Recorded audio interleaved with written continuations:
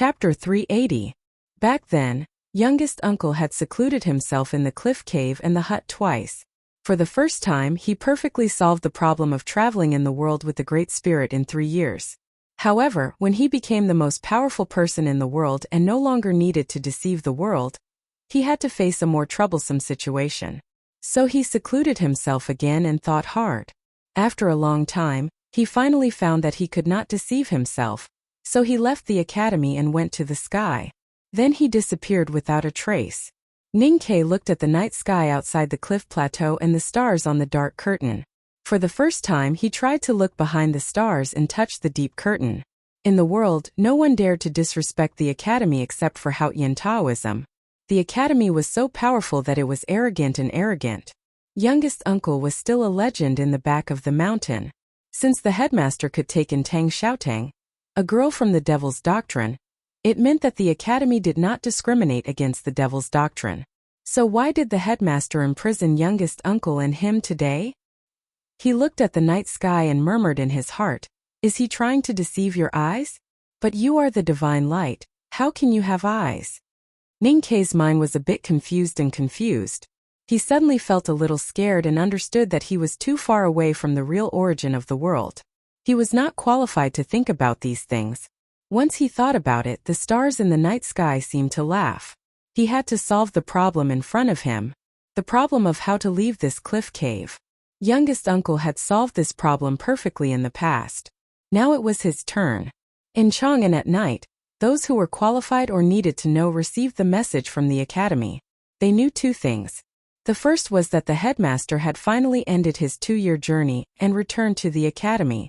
The second was that Ninkei, Mr. 13 on the 2nd floor of the academy, was ordered by the headmaster to cultivate in seclusion. Although Zhang Jing, the Grand Secretary of the Imperial Library, was a first-class official, he was not qualified to receive the message from the academy. However, he had recently found his long-lost daughter. Therefore, the Grand Secretary's mansion was the first place to know about these 2 things besides the Imperial City.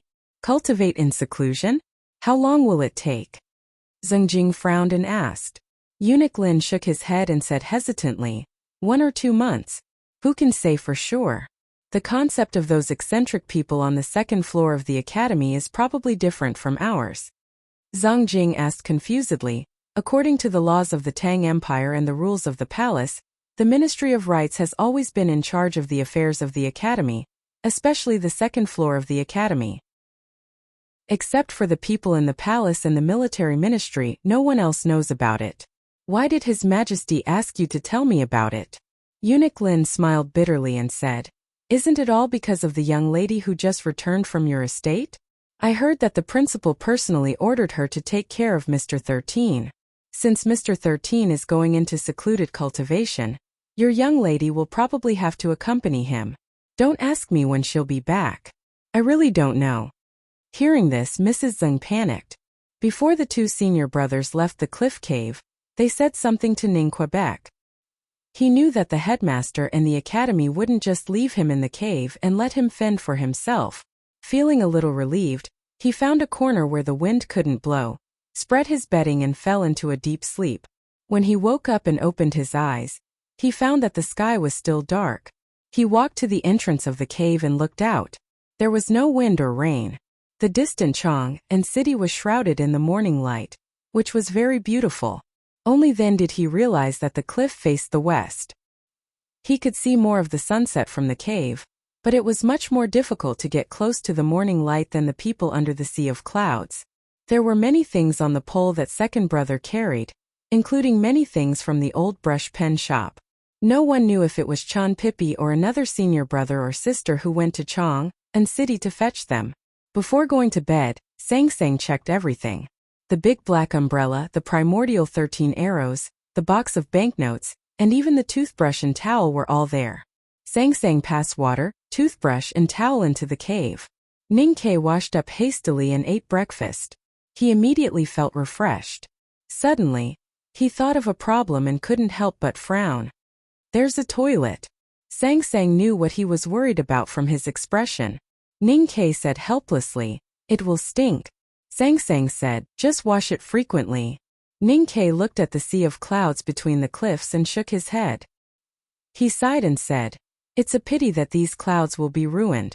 But youngest uncle also dirted it in the past, so it's not a big deal even if there are 2 more of us." After the refreshing feeling, Ninkei pinched his nose and was ready to carry the toilet. Sang Sang looked at him and couldn't help laughing. She said, "Didn't you do these things by yourself when you were young? It's only been a few years, and you're already disgusted with the smell." Ninkei said seriously, "Our identities are different now, so we naturally feel different. Speaking of which, there's something serious that I've always forgotten to discuss with you." Sang Sang asked, "What is it?" Ninkei said, "I'm thinking if I should buy a maid." Sang Sang pointed at herself and asked confusedly, "Am I not a maid?" Ninkei said with a smile, "Although you're still my little handmaiden, you're the daughter of a first-rank grand secretary. It's okay to make the bed and fold the quilt, but how can I let you continue to do the heavy work? I'm not used to being served by others." Sang Sang said, "Thinking that there will be one more person in the old brush pen shop, I feel a little awkward." Ninkei thought for a while and said, "It's indeed a little awkward." Sang Sang smiled and shook her head. She walked into the cave with a basin of water for him to wash his hands. Then she walked to the corner to carry the toilet, walked back to the cliff, and poured it into the flowing clouds. After washing his hands, Ninkei pulled down a dry towel hanging on the cave wall and wiped his hands. He looked at her and reminded her, "Put it far away. Although it's your own smell, it's still disgusting." Sang Sang agreed. Ninkei suddenly froze while wiping his hands. He looked at her figure and felt a little dizzy. He suddenly came to his senses and shouted in shock, "How did you come in?" Sang Sang turned back in shock and found that she had walked into the cliff cave. And she had come in once when she carried the toilet. She couldn't help but let out a soft cry and quickly ran out. After a while, she held the cave wall and carefully looked inside. She asked, "Are you all right?"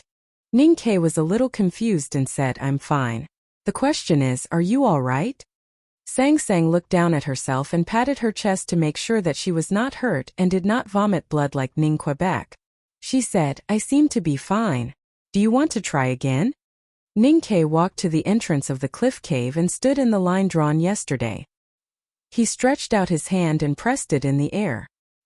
He was a little disappointed to find that his palm still felt the stagnant touch. "I can't get out." He shook his head and understood what was going on. The inhibition at the entrance of the cliff cave was specially set by the headmaster to imprison youngest uncle. It was aimed at the great spirit in youngest uncle's body. The simple aura that the headmaster attached to the entrance of the cliff cave would suddenly activate once it sensed the existence of the great spirit. The stronger the great spirit was, the more powerful the inhibition would be. He and youngest uncle both had the great spirit in their bodies. If they wanted to get out of the cliff cave, they had to cultivate the great spirit to be strong enough to defeat the aura left by the headmaster and destroy the sea of chi of heaven and earth at the entrance of the cliff cave. Or they had to figure out how to integrate the great spirit in their bodies with the chi of heaven and earth and nature so that they could be in harmony. Only then could they not disturb the sea of chi at the entrance of the cliff cave. There was one last way, and that was to destroy the great spirit in their bodies. Ninkei looked at the entrance of the cliff cave and felt a lot of emotions. The inhibition set by the headmaster was very simple. In essence, it was the aura that he left here. However, it set endless problems for the person who broke the inhibition. There were many difficult questions in the world. The difficulty lay in finding the only answer under countless complicated clues. The question left by the headmaster was very difficult, but it had a few answers. It was very difficult to choose. If one did not have the confidence to cultivate the great spirit to the extent of defeating the headmaster, would he be willing to destroy the powerful and precious great spirit in his body? Time would pass in the hesitation and struggle of the person who solved the question. As time went by day, it would become more and more difficult to make a choice. It would even become a terrible torture. If one finally decided to give up after being imprisoned in the cliff cave for many years, he would look back on the first night he entered the cave.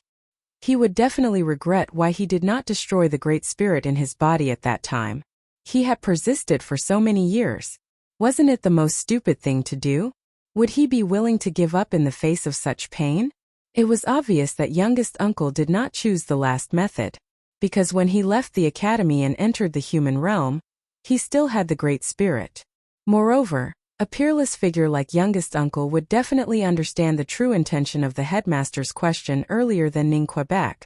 With his temperament and willpower, if he wanted to give up, he would definitely do so without any hesitation or wasting 3 years.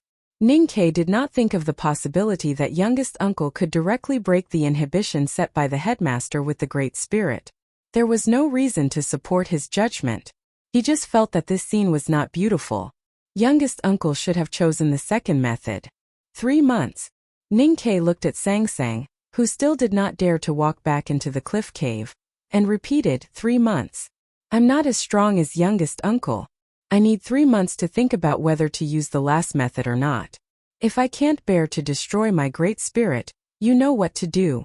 Sang Sang asked nervously, you want to use that method? I have never used it. Ning Ke said, I need your help. After a moment of silence, Sang Sang said, are you sure? Ning Ke said, I am sure. A cyan dress appeared between the cliffs. It was blown by the mountain wind and a petite figure could be vaguely seen.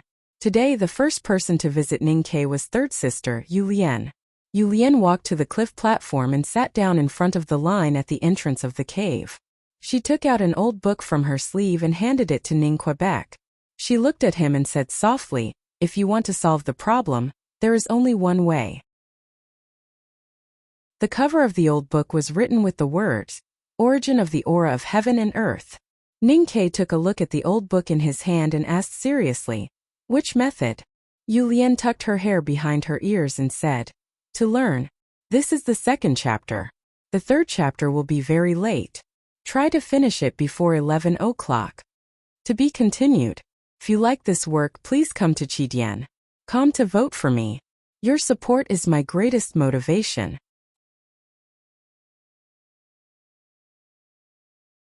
Chapter 381. Yu Lian was the first person Ning Ke knew from the back mountain of the academy. However, she was a female professor at that time, while he was just an ordinary student who went to the old library every day. In those memorable days, Ning Ke and she sat by the east and west windows respectively. One of them was writing regular script, while the other held a book and meditated. They seldom talked and occasionally nodded to each other. Later in the Sword Forest they talked a few words. Later, before Ning Ke left the academy for the wilderness, she gave him something. Apart from that, there was no more communication. After all, they had a period of time in the old library, from the time when flowers bloomed to the time when cicadas sang. So they should be able to get along peacefully. However, Ning Ke really did not know how to face this third sister. Among the disciples of the back mountain of the academy, Yu Lian was a very special one. She was ranked only after eldest brother and second brother. However, her state of cultivation was ordinary. She was gentle and quiet, but did not like to communicate with others. It seemed that she was not interested in anything in the world and rarely appeared in front of people. When people saw her, it seemed that she was always writing hairpin-style small regular script. She was writing regular script in the old library, when there was a gathering, and when the headmaster of the academy opened the gate of the back mountain of the academy to imprison Ning Ke. She was still writing regular script in the drafty thatched cottage. When Ning Ke and Prince Longqing climbed the mountain, everyone gathered at the peak and talked about it. At that moment, she stood alone in the flowers by the cliff, smiling and saying nothing. For Ning Ke, the biggest difficulty in getting along with third sister was that he did not know what attitude he should use to get along with her. He could not tell how old she was. She was quiet, elegant, and even a little cold. She wore a loose academy uniform and had a calm expression on her face, which gave her a very calm temperament. Her delicate and somewhat childish face and small body made people mistake her for a young girl when they saw her. Senior sister, what book is this? This is a forbidden book. Hearing Yu Lian's gentle voice, Ning Ke raised his head in surprise. This book on the origin of the aura of heaven and earth was written by a grand cultivator hundreds of years ago. It once caused a great stir in the cultivation world. Because it went against the teachings of Haotian, it was listed as a forbidden book by the West Hill Divine Palace and was forbidden to appear in the world. The last time this book appeared was in a large family in the Kingdom of Song. That family was exterminated because they secretly kept this book. Ninkei's hand, which was holding the old book, slightly stiffened. He did not expect this book to have such an amazing origin.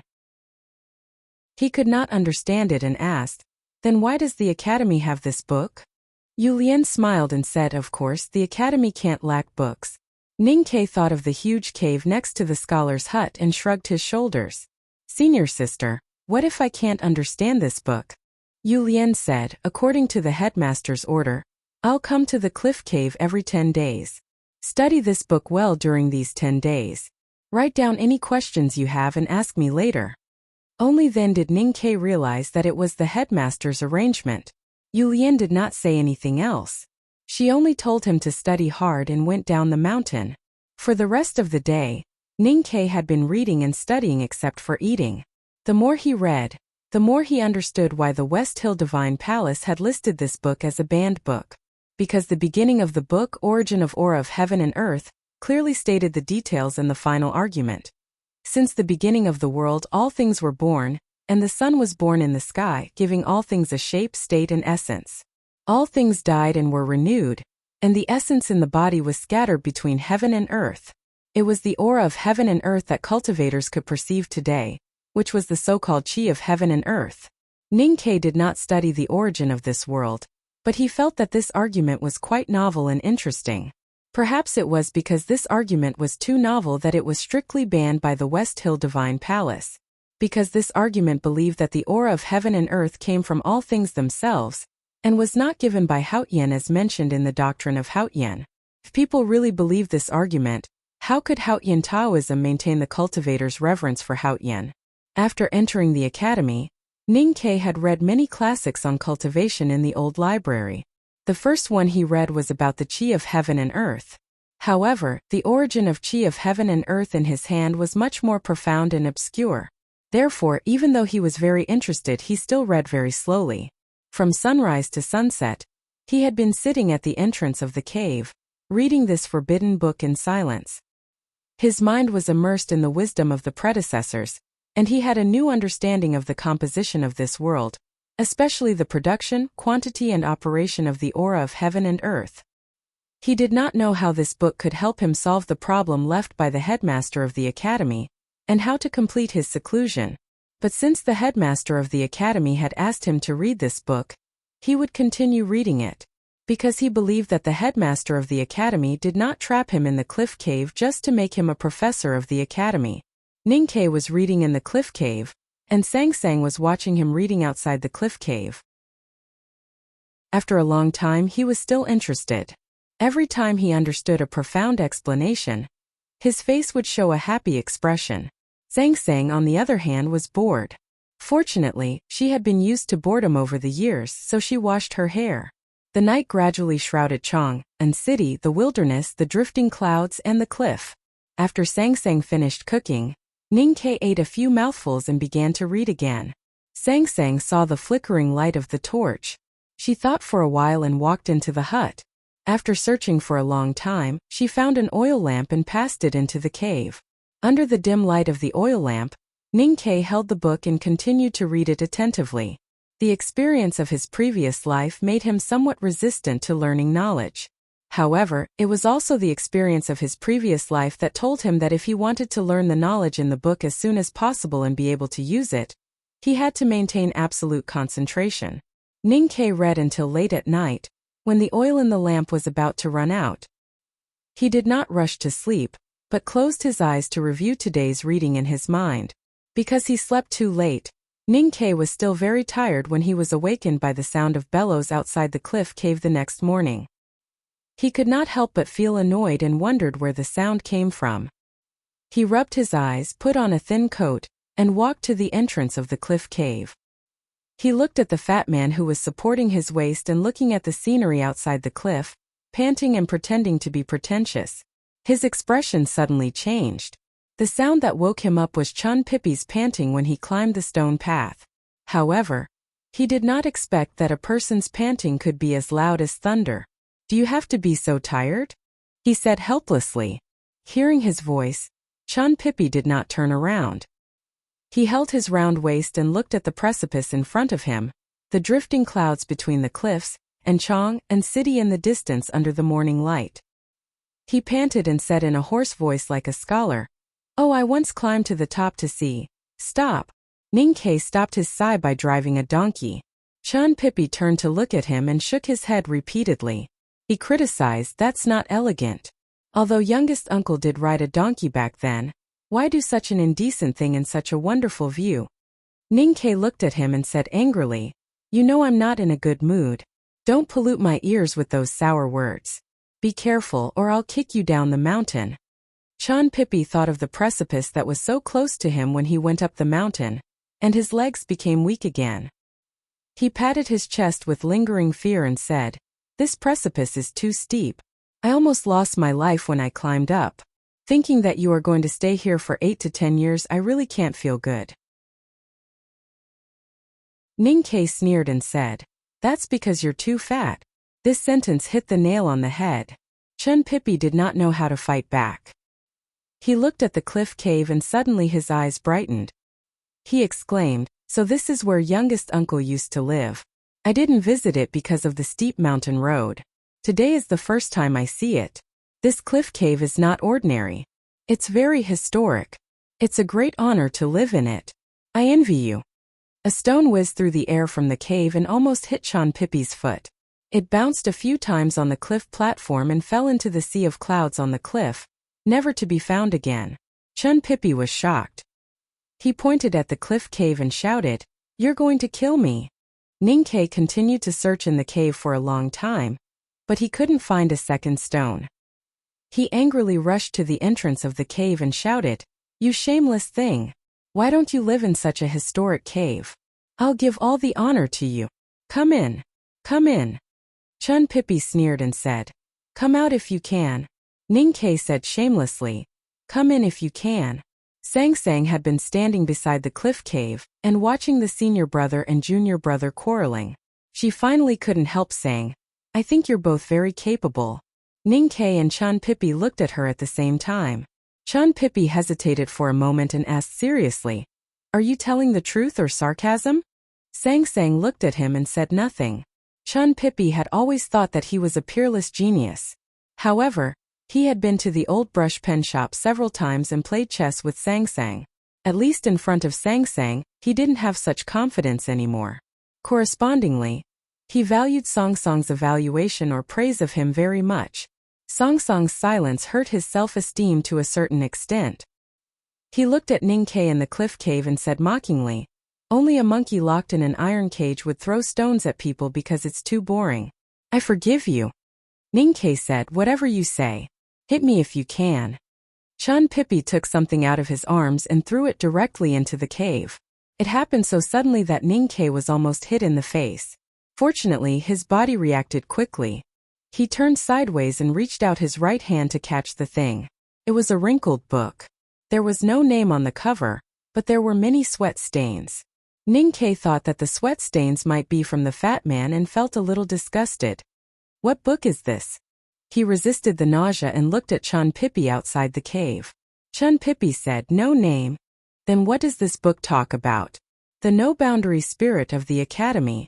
Ning-Ke didn't understand and asked, "What's that?"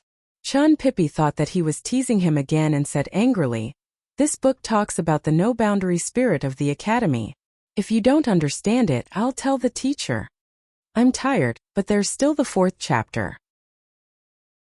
But it might not be finished until 5 or 6 o'clock in the morning. Let's read it tomorrow." Good. To be continued. If you like this work, please come to Chidian.com to vote for me. Your support is my biggest motivation. Chapter 382. The No-Boundary Spirit of the Academy? Ning-Ke looked at the wrinkled book in his hand, and naturally thought of the opening day of the 2nd floor of the academy last spring. He turned around and saw the word, "A gentleman is not a tool," on the stone when he climbed down the mountain with difficulty. He could not help frowning and thinking for a long time. A few days ago, he learned from second brother that Prince Longqing saw the word, "A gentleman is not a tool," which was actually a comment made by the headmaster of the academy. So the words, "A gentleman is not a tool," were undoubtedly left by the headmaster of the academy for him, or a warning to his life. What did the words, "A gentleman is not a tool" on the stone mean?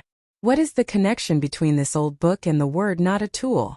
Did the headmaster of the academy foresee that he needed to learn the no-boundary spirit of the academy in advance? Ninkei looked out of the cave and asked, "If there is a problem in the book, how can I solve it?" Chun Pippi said, "I will go up the mountain every 10 days. If there is anything you don't understand." Ninkei just realized that this was the curriculum arrangement of the headmaster of the academy for him, just like third sister Yu Lian.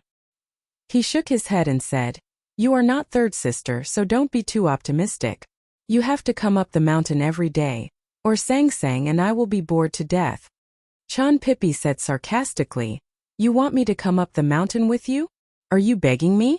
You were so fierce to me before. What can you do to me if I go down the mountain now?" Ninkei replied, "Then get out of the mountain quickly." Chun Pippi was really obedient. He turned around and was ready to go down the cliff platform. Suddenly he stopped and turned to look at Ninkei in the cave. He was silent for a long time. Ninkei looked at him with a slightly strange expression. Chun Pippi suddenly said, "I heard that the headmaster prepared 3 books for you to read.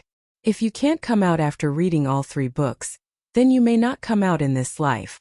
Ninkei slightly frowned and asked, "What's the 3rd book?" Chun Pippi shook his head and said, "No one knows." After a moment of silence, Ninkei suddenly laughed and said, "If one day it is confirmed that I can't get out, I will have to trouble you to find me a spoon." Chun Pippi was slightly surprised and asked, "What do you need a spoon for?" Ninkei pointed to the depths of the dark cliff cave behind him and said, "Give me a spoon, and I can dig a long tunnel directly through the academy's cliff, mirror lake and mist, and return to the human world." Chun Pippi felt that there was something wrong with his brain and said sympathetically, "Don't put too much pressure on yourself." Ninkei knew that he didn't understand what kind of spirit and attitude he was trying to express, but it was enough for him to understand.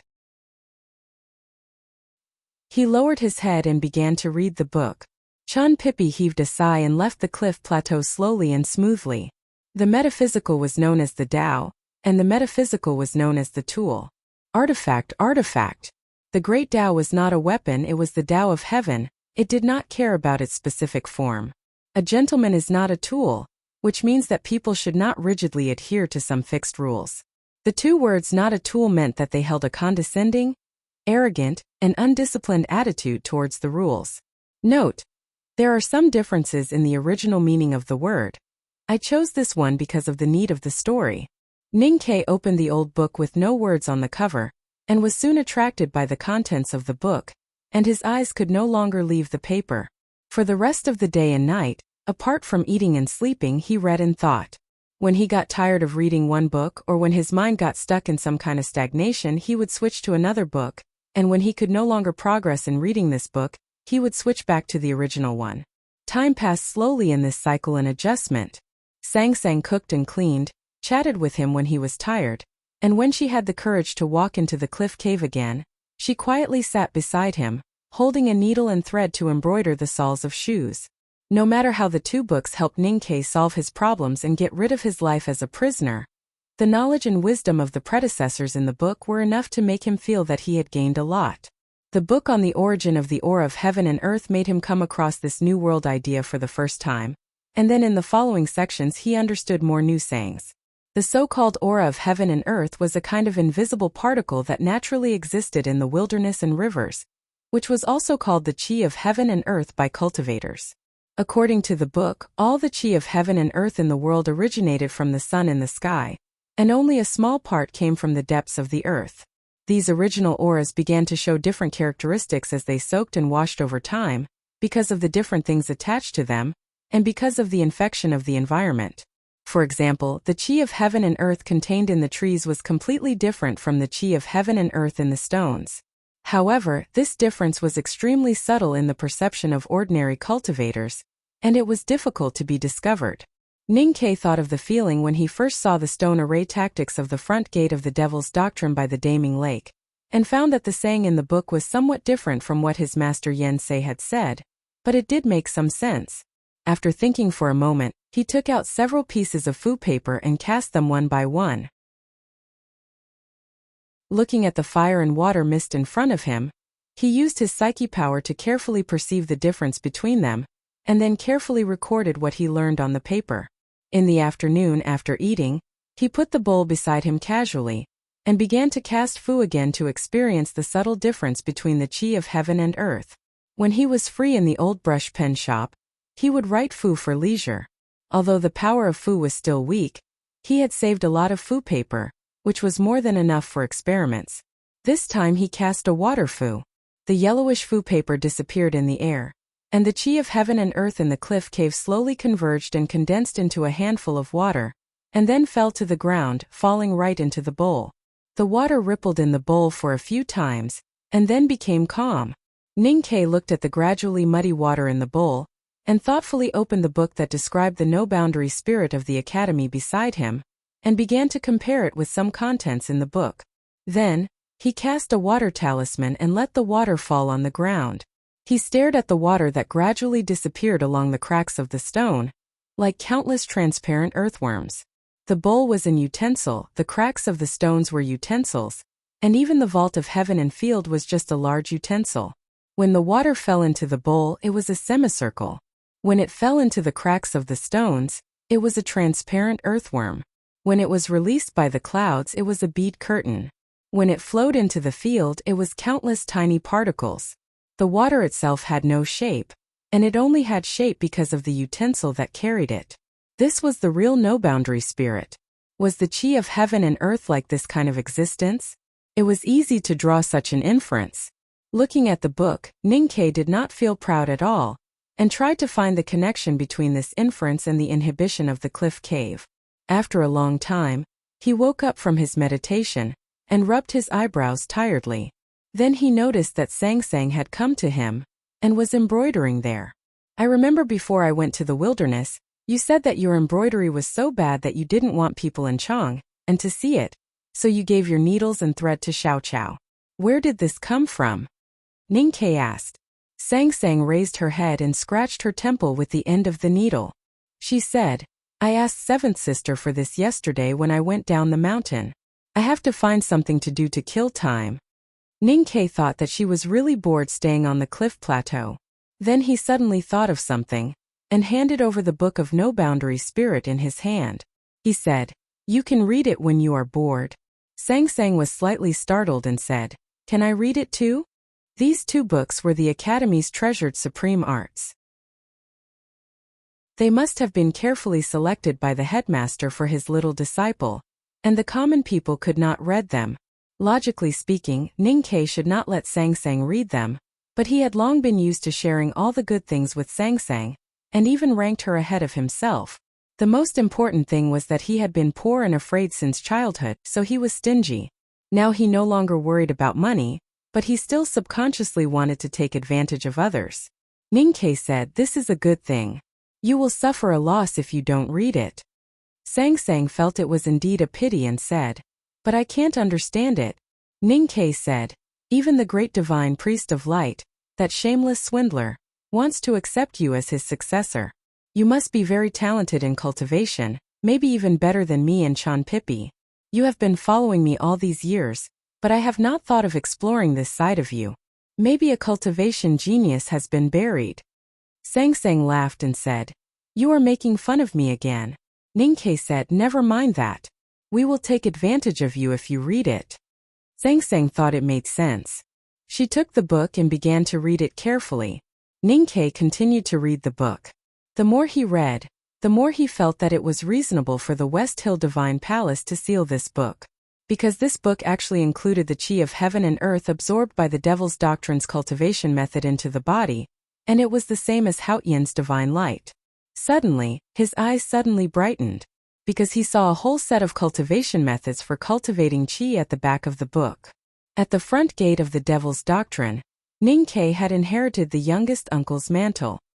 He had used the residual sword style in the modeled sword mark left by youngest uncle to directly create a path in Ning-Ke's snow mountain and ocean of chi. Then the Great Spirit poured into his body and drove the cyclone in his lower abdomen to start absorbing the chi of heaven and earth around. For Ning-Ke now, once he used his psyche power to drive the cyclone to start absorbing the chi of heaven and earth, he could no longer control the process. He did not know how to make the process more efficient. If the cultivation method left in this book was real, wouldn't it mean that he could cultivate the Great Spirit much faster? Could he improve his state in the shortest time possible? Ninkei's hands holding the book trembled slightly.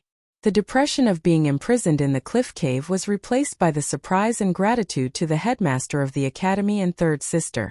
The academy's cultivation classics should be shared, and such a great harvest and happiness should be shared.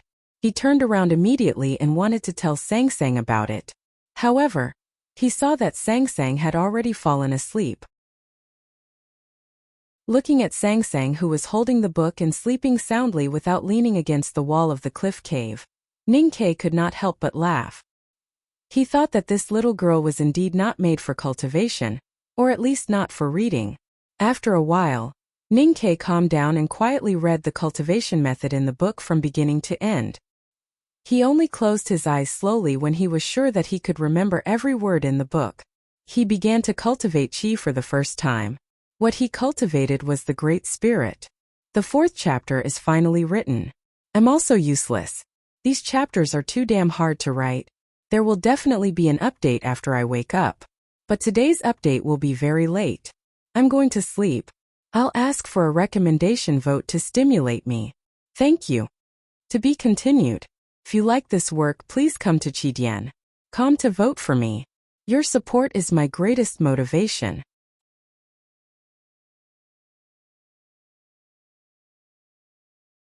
Chapter 383. To raise was to support, to nurture, to pity, to protect, and to mend. To raise qi was to carry out these actions on the qi of heaven and earth that was absorbed into the body. Ninkei followed the description in the book and entered a state that was similar to meditation. However, it was not as deep as meditation, and he still maintained a continuous connection with the real world. This connection was breathing, or in other words, breathing. The air in the cliff cave entered his lungs according to the rhythm of breathing, and then returned to the outside through his mouth and nose. The qi of heaven and earth contained in the air gradually settled and stopped in the process, and began to nourish every part of his body, including the most subtle parts. Every time he breathed, Ninkei could feel a trace of qi of heaven and earth entering his body. This change was very subtle, but when he entered a certain rhythm, the superposition of this subtle change would become more obvious, even to the extent that he could feel the increase of the aura. After inheriting the youngest uncle's mantle at the front gate of the Devil's Doctrine, the process of absorbing the qi of heaven and earth and transforming it into the Great Spirit had always been slow. Moreover, at this time he finally found that he could actively cultivate the Great Spirit, and from then on it became something that he could control and look forward to. After the initial shock, he began to feel happy. This was a surprise. The night was deep, and the morning light was about to rise. In the cliff cave, Sang Sang was dozing off while Ninkei sat cross-legged and seriously breathed every breath of air. He felt the qi of heaven and earth flowing into his body, like a drunkard drinking cans of hard liquor. He was so happy and intoxicated that he did not know where he was and where he would go. The airflow in the cliff cave brought in the slightly cold mountain wind under the warm morning light. It blew on Sang Sang's body and woke her up from her sleep. She rubbed her eyes. She looked at Ninkei beside her with a confused look on her face. With the influx of the qi of heaven and earth, the Great Spirit in Ninkei's body was increasing at a slow but unstoppable speed. His body was also changing because of this. This change was deeply hidden under his skin, between his muscles and in his blood. Except for himself, no one could see any trace of it with the naked eye. But Sang Sang still felt that Ninkei was undergoing some kind of change, because she could feel that in the space around her, there seemed to be a very faint existence, even fainter than the wind, slowly approaching Ninkei's body. The morning mist between the cliffs also seemed to feel some kind of call and floated into the cave, gently covering Ninkei's body. After a long time, Ninkei woke up. He silently looked at the azure sky outside the cliff cave, deep in thought. The qi of heaven and earth was everywhere between the cliffs and the clouds. There was also the qi of heaven and earth in the quiet trees and the swimming fish. Therefore, when it entered the human body, it was still the qi of heaven and earth. Thinking in this way, what was the essential difference between the Haotian divine flame of Haotian Taoism and the genuine qi in the body of the powerhouses of the Devil's Doctrine? The book on the origin of the aura of heaven and earth talked about this truth and tried to solve the doubts of cultivators in theory, trying to establish a unified system. This new system would fundamentally overthrow the doctrine of Hautian Taoism. No wonder it was banned by the West Hill Divine Palace. The other book told Ninkei that he did not need to care about the form of the qi of heaven and earth. Just like water in nature, whether it was between cliffs, in the clouds, in the mountain stream, in the calm lake, or in the rushing river, the essence would not change. It was still water. The ideas of the two books were similar to a certain extent. However, the book on the origin of the aura of heaven and earth finally gave up the discussion of metaphysics and went directly to the road of cultivating a certain characteristic of the qi of heaven and earth to the extreme. Because the extreme would eventually return to the origin of things. The headmaster of the academy imprisoned Ninkei in the cliff cave, which was equivalent to asking a difficult question and putting 3 answers in front of him in advance. The ideas in the two books were the 2 methods that the headmaster of the academy taught him. Either to cultivate the Great Spirit to the extreme and powerful state and ignore the heaven and earth, or to use the no-boundary spirit to harmonize the Great Spirit inside the body with the qi of heaven and earth outside the body. Chan Pippi said there were 3 books and these were 2 of them. Then what was the 3rd book? What other methods could he find by reading that book? In the following days, Ninkei seemed to return to the time when he first entered the academy and went to the old library. His life was calm and simple. He ate, slept, read, thought, and then read again. He had no distractions and was fully focused on reading. He put all the boring time in life in the cliff cave into reading. With the help of the 2 books, Ninkei had a deeper understanding of the Great Spirit. The Great Spirit in his body became purer and more vigorous. At the same time, he had a better understanding of the operating rules and the existence of the qi of heaven and earth. He even made significant progress in talisman Taoism. He vaguely sensed the key to solve the problem of the headmaster of academy, and to break the inhibition to leave the cliff cave. But he still could not grasp the thread. He could not figure out how to mix the 2 completely different auras with light and dust, or even turn their actual existence into nothingness. 10 days passed quickly. 3rd sister Yu Lian came.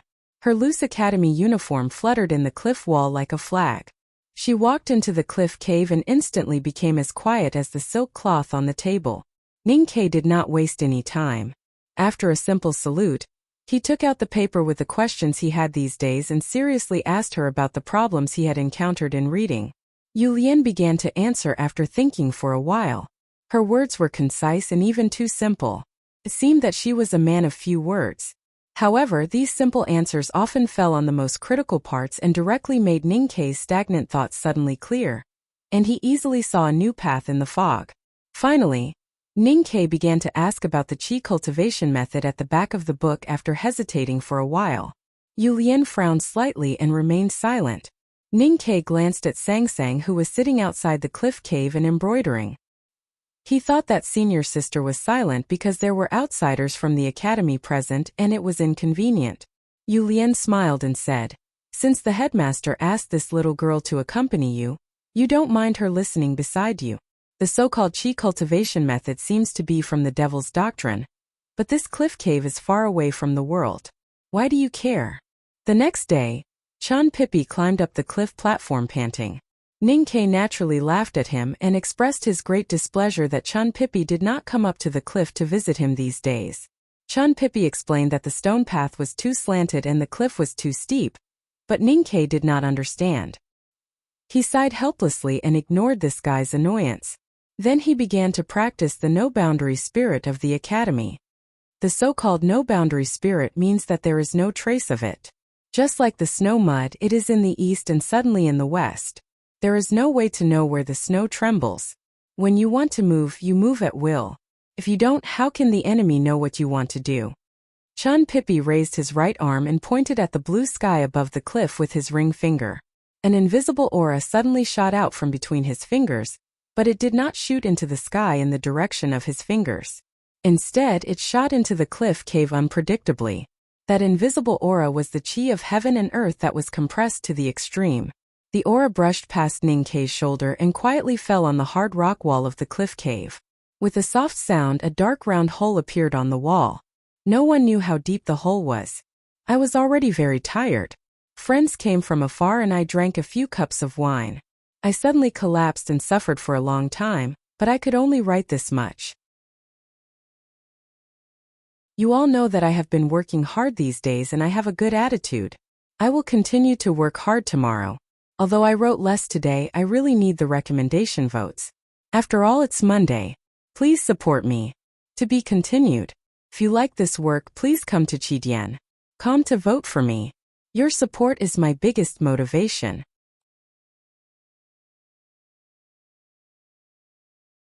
Chapter 384.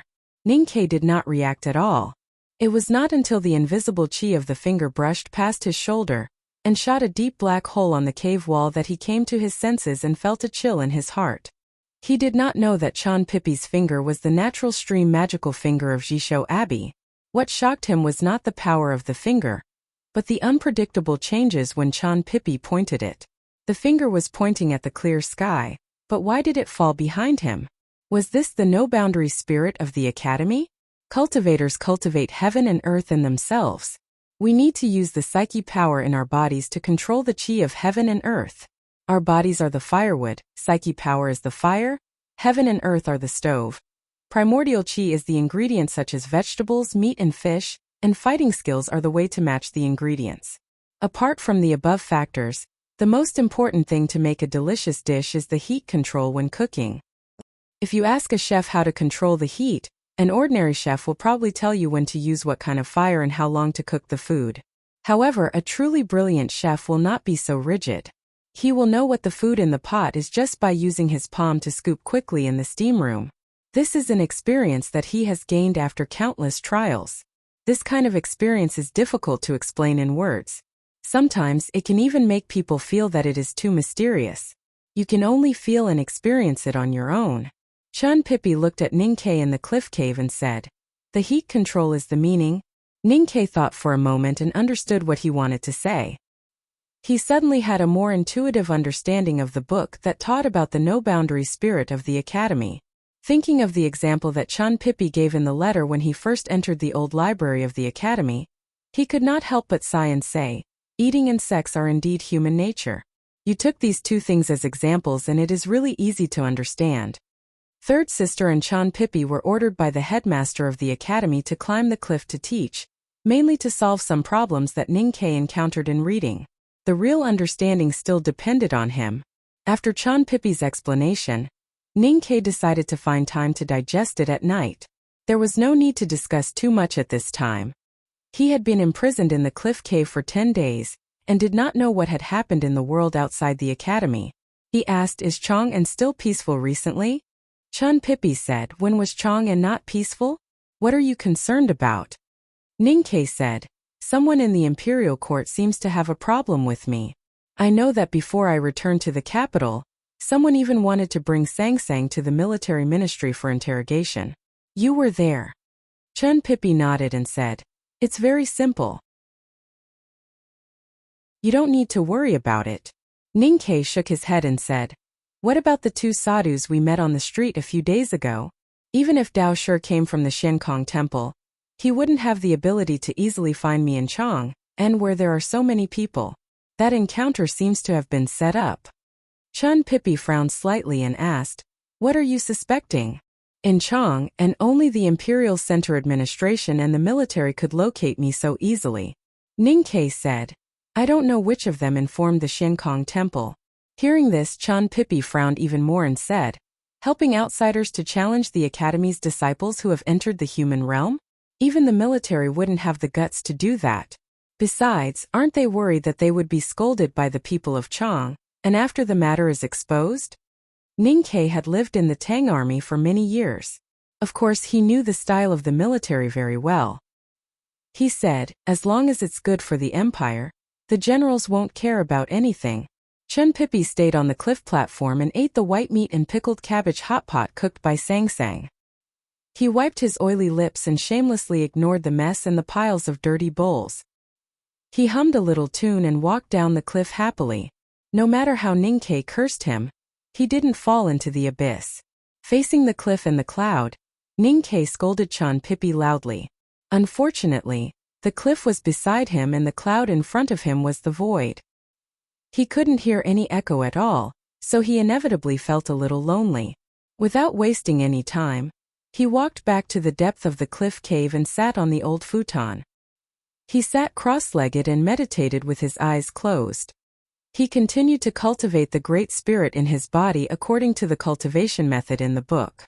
The white clouds between the cliff seemed to be indifferent, but Sang Sang, who was squatting on the edge of the cliff and washing the bowls, clearly felt the change in the cave. She looked back, but there was no morning fog at this time, so she couldn't see the scene before. When the night shrouded the cliff, Ning Ke slowly opened his eyes and ended today's cultivation. Looking at Sang Sang, who was standing in front of him with a plate of food, he shook his head and said, "I'm not hungry yet. Put it aside. If you're tired, go to rest early. If you're bored, talk with me for a while." Sang Sang knew that he had been worried that she would be bored and lonely. She also knew that with his temperament, he definitely wouldn't have any interest in chatting before he solved the problem. So she smiled and shook her head. She put the food beside him and walked back to the hut on the edge of the cliff. Ning Ke was still sitting cross-legged with his hands spread out on his knees. A yellowish fu paper appeared in his left palm. The fu paper was slowly disintegrating at a speed visible to the naked eye, releasing talisman intent into the air. His right palm was empty, but the light of the oil lamp was slightly deformed. The aura between the two palms were faintly different. The chi of heaven and earth condensed by the fu paper was above the left hand, while the pure Great Spirit overflowed from the right. He looked at the two invisible auras in front of him attentively. His deep psyche power slowly and carefully touched every fragment of the aura, trying to find something from it. The chi of heaven and earth condensed in his left hand, and the Great Spirit in his right hand were both invisible and intangible like the void. But with his psyche power, he could clearly distinguish the difference. Since he was imprisoned in the cliff cave, Ning Ke had read the two books and practiced hard. Now he could clearly distinguish the aura of heaven and earth that seemed to be exactly the same but actually had slight differences. But he still couldn't unify the aura of heaven and earth that had different forms into the same state, even if it was as similar as possible. He couldn't even sort out his thoughts in this aspect. According to the concept in the book Examination of the Origin, the genuine chi in the body of the cultivators of the Devil's Doctrine and the Great Spirit in his body were actually a kind of chi of heaven and earth. If he could go back to the original state countless years ago and change the appearance of the Great Spirit into the original state, then he would be able to solve the inhibition in the cliff cave and have a perfect answer to the question given by the headmaster. But it was a pity that he was still at a level where he didn't know why. Not to mention that he couldn't deduce the specific operation method from what he knew. When he was challenged by Monk Guan Hai, he thought for half a day by the winter lake at the foot of Yanming Mountain, and came up with a way to use the Great Spirit with talisman intent. And it was very effective. He could use the chaos of the primordial chi caused by the talisman intent to effectively cover the aura of the Great Spirit. But if he met a real grand cultivator, he would be seen through at a glance. As a core disciple of the headmaster of academy and a student of the second floor of the academy, even if he was seen through to join the devil, he probably wouldn't be killed immediately. But what if he was seen by others? On the futon in the depths of the cliff cave, Ning Ke looked at the two auras between his hands and thought for a long time. Although he looked calm on the surface, he was a little confused and frightened inside. Sang Sang walked back to the cave from the hut by the cliff and found a dry and quiet place.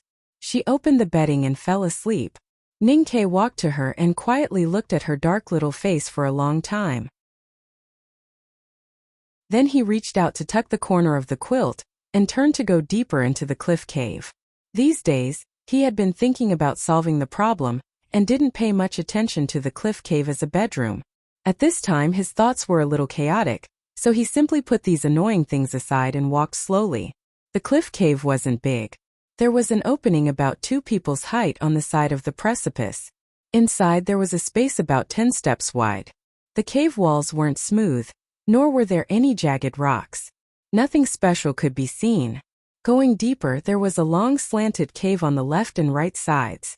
These 2 caves were a little narrow. After walking for more than 10 steps they came to the end. The deepest part was all hard and solid granite, and there was no possibility of going further. Ninkei held the oil lamp and looked at the cave wall. There were countless fine cut lines on the stone wall. They might be formed naturally, but they looked more like they were cut by sharp metal objects. Suddenly, his eyes lit up. In the depths of the Tianqi Mountains in the northernmost part of the wilderness, in the abandoned front gate of the Devil's Doctrine, he had once seen the mottled sword marks left by youngest uncle on the blue stone wall. It was also because of those sword marks that he understood the true meaning of the Great Spirit and inherited youngest uncle's mantle, that he was able to defeat the terrifying Master Lotus. He remembered that youngest uncle had been imprisoned by his teacher for 3 years. No one came to visit him, let alone Sang Sang. He must have been very depressed. Could it be that these 2 narrow holes were cut by him with a sword? If these 2 narrow holes were also left by youngest uncle, then would these marks that looked like they were made by knives and axes, like the mottled sword marks in the front gate of the Devil's Doctrine, would they contain some aura and some hidden meaning? Ninkei held the oil lamp and stood in the middle of the wall full of cut lines. He gradually became excited. He went to get a wooden stick and held the oil lamp in front of the narrow cave entrance. With the dim light, he began to carefully examine the cut marks on the stone wall that looked like the ripples in the lake. No matter if his idea was correct or not, he should at least try. He looked for a long time, but did not see any aura hidden in these cut lines. He did not find any pattern in these lines, but he still did not give up. After a moment of silence, he stretched out his hands and placed them on the wall. He slowly touched the stone wall, feeling the roughness coming from the surface of his palms. He touched from the entrance to the bottom of the cave, from his feet to the top of his head. He did not let go of any cut line and did not miss any area. He did this for the whole night. The night outside the cliff cave was gradually replaced by the light blue sky. His face was full of exhaustion, but there was no sign of discouragement. Try to finish the next chapter before 12:30. To be continued. If you like this work, please come to Chidian.com to vote for me. Your support is my greatest motivation.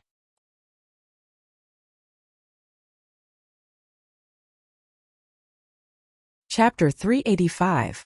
Ninkei spent the whole night looking at the cut marks on the cave wall, and touching them carefully like a blind man. His palms turned red and even started to peel, but he still couldn't find any secrets left by youngest uncle. After meditating for 10 whole days, forgetting to eat and sleep for 10 whole days, and forcefully suppressing the anxiety in his heart and pretending to be calm for 10 whole days, he was already exhausted to the extreme. His mental state was very tense, and after such a fruitless night, all these negative things suddenly burst out. His messy black hair draped over his shoulders, and he looked haggard. Looking at the 2 books on his knees, Ninkei kept muttering to himself, but because his voice was hoarse and weak, no one could hear what he was saying clearly. Sang Sang walked into the cave with water and looked at him worriedly. Ninkei took the towel and rubbed his face absent-mindedly.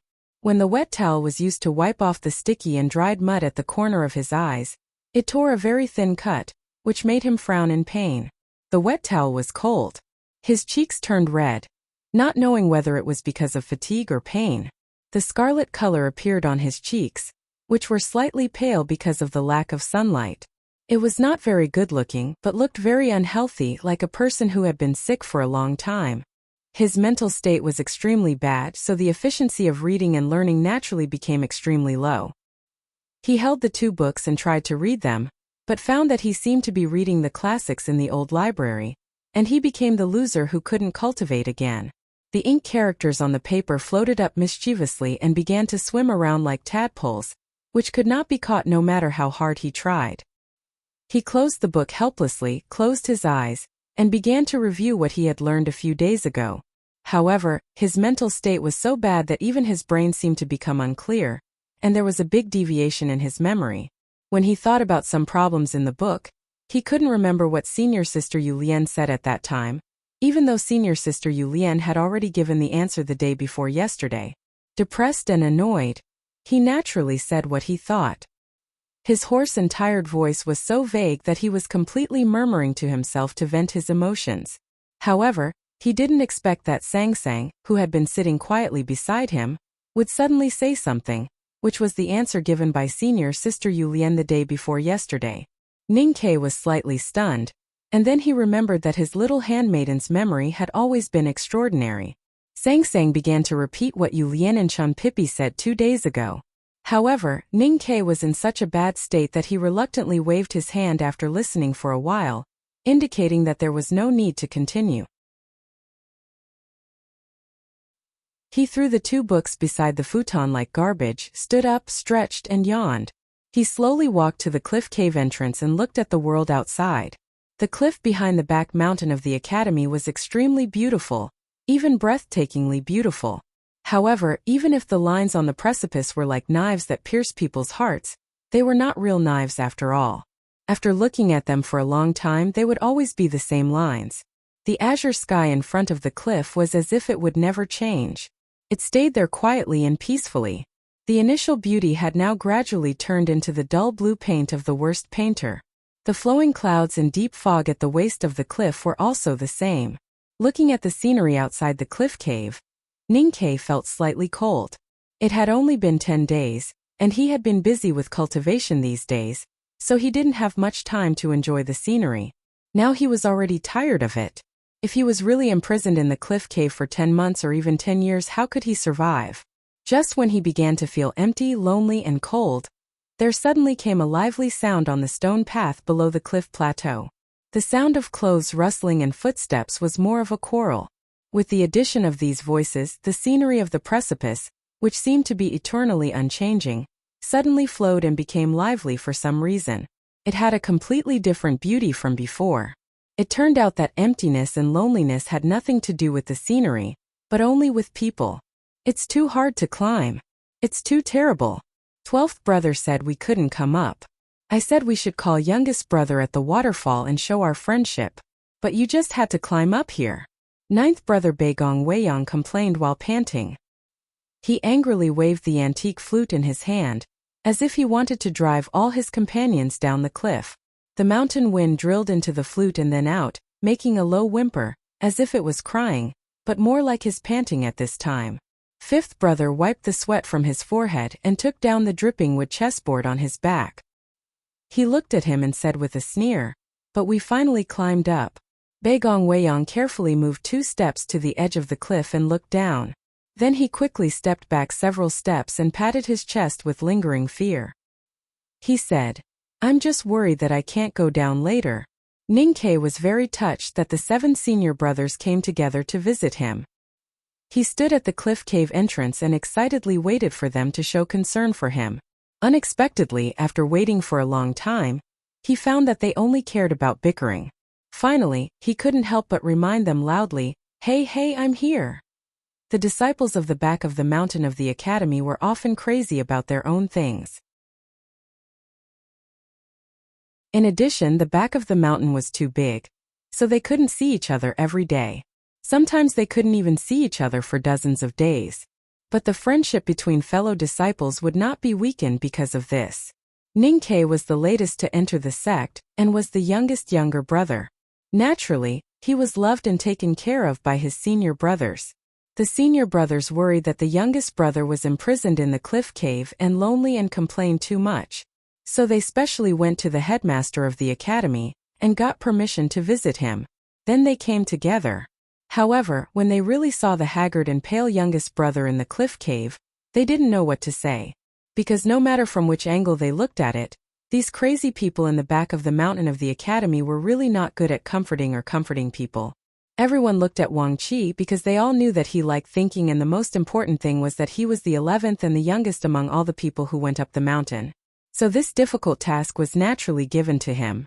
Wang Qi was silent for a long time and silently organized the words in his heart. Finally, he thought of how to say it. He squeezed out a fake smile with difficulty and looked at Ning Ke seriously. He said, "Since the headmaster doesn't stop us from coming up the mountain to see you, then we will come to see you every day. In this way, even if you really can't come out for the rest of your life, it is not too troublesome. You can also take the opportunity to study in peace." Ning Ke's face suddenly darkened and he said, 11th brother, I'm not a wildflower in the forest who only knows how to talk but only knows how to talk. Can you say something auspicious? Fifth brother hurriedly came forward with the chessboard. He smiled and sat in front of the line at the entrance of the cliff cave. He threw the urn containing the black pieces to Ninkei and said, "The only way to solve your worries is to play chess." Ninkei held the urn and said helplessly, "My body can't cross the line. How can I play chess?" Fifth brother thought it was reasonable and reached out to take the urn back. Then he said, "You tell me, and I will let eighth brother play for you." Eighth brother lightly flicked the wide sleeves of his academy uniform and floated over like an immortal. Then he sat beside fifth brother and glanced at Ning Quebec. He said, "Youngest brother, although it is to relieve your boredom and amuse you, you have to be serious. Although I am playing for you, I still don't want to lose to him." Beigong Weiyong sneered and said, "I heard that the headmaster gave youngest brother 3 books. Looking at his expression now, I am afraid that he has consumed a lot of energy. How can he have the energy to play chess with you?" Ninkei thought that this sentence was really appropriate and reliable. Beigong Weiyong turned to look at Ninkei and said, "Youngest brother, let Shimin and I play a song to help you calm down." Ninkei was silent for a while and looked at fifth brother. He said, "Senior brother, I will go first." The sound of zither and flute was elegant and distant. The chess pieces fell on the wooden chessboard and made a clear and moving sound. From time to time, fifth brother's angry rebuke and eighth brother's incessant support for Ninkei could be heard. Countless sounds mixed together and there was no beauty to speak of. It was noisy and indescribable. At this time the cliff cave was not lonely at all. It was as lively as the vegetable market in the southern city of Chang, and in the morning, Ninkei held a black chess piece and thought in a daze, "Is this also a retreat?" He suddenly missed the previous emptiness, loneliness and coldness. Fourth brother, who had been silent, finally couldn't stand it anymore. He sternly drove those crazy people out of the cave and then looked at Ninkei, who was relieved. He said, "Everyone is just being kind." Ninkei sincerely replied, "I can understand." Fourth brother said again, "What we have learned is not helpful for you to break through. Today we are here to encourage you. What do you want?" Ninkei smiled and shook his head. He was going to ask Sang Sang to make tea for senior brothers. Although he was now a prisoner of the academy, there was indeed some good tea in the hut. However, when he looked at Sang Sang, he found that the little girl was standing on the edge of the cliff with sixth brother. They were pointing at the hut and talking about something. Sixth brother kept nodding honestly. When sixth brother walked back to the cliff cave, everyone knew what he and Sang Sang had been discussing. They were going to completely renovate the hut. Not only did they strengthen and renovate it, but the most important thing was to build a rain corridor to directly connect the hut with the cliff cave. If it was on flat ground, such a large-scale renovation project was naturally not a big deal. However, the cliff plateau was suspended between the precipices of the back mountain, and the transportation of materials was a big problem. Beigong Weiyong looked at the steep and narrow stone path and his face suddenly became extremely pale. His hunch was indeed right. Fourth brother looked at everyone coldly and said, "You all have to do it."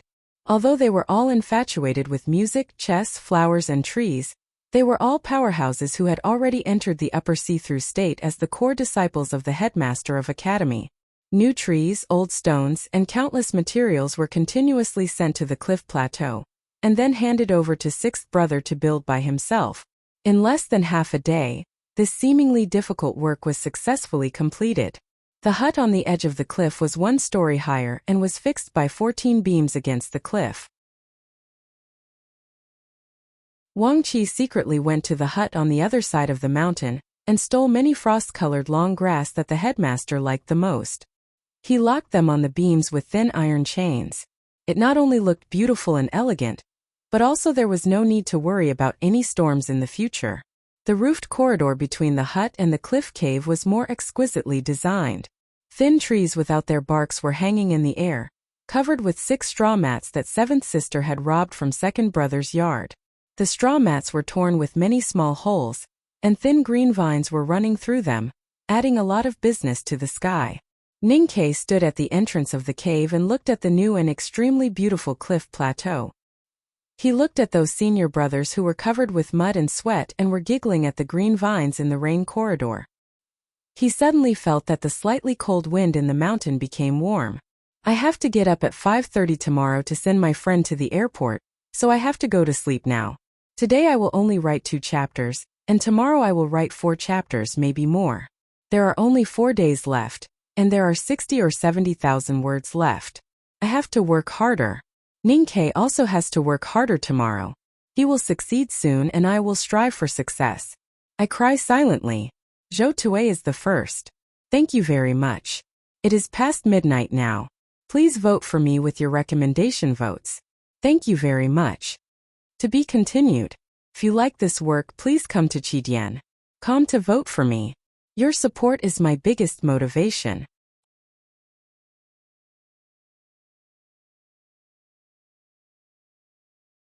Chapter 386.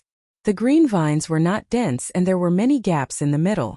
The sunlight was reflected by the fine leaves, changing brightness and brightness, which made a completely different scenery. Ninkei expressed his most sincere gratitude to his senior brothers and asked them to stay for dinner, but they laughed at him. Everyone laughed and said, "Even if you live in a hut on the edge of the cliff, youngest brother is still a poor prisoner, not a real hermit. Why do you have to pretend to be a host?" The senior brothers, who were dirty and looked like laborers, waved goodbye to him. They held the cliff wall beside the stone path, rubbed their sore necks, and groaned as they walked down the mountain. Because sixth brother had to finish the renovation of the hut, he stayed for a longer time. It was not until the sun was setting in the west that he packed his things and prepared to leave. When saying goodbye, Ninkei asked about the thing he had asked him a few days ago. Sixth brother said, "It's not too difficult to cast 3 knives into one.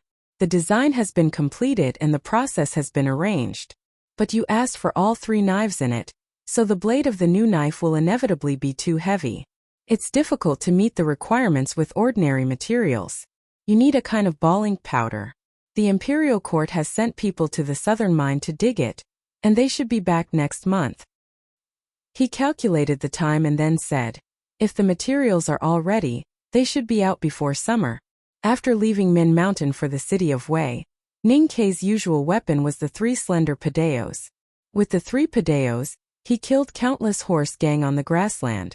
They also helped him fight all the way from the frontier fortress to Chong and city, into the rainy night of Spring Breeze Pavilion, and then back to the wilderness.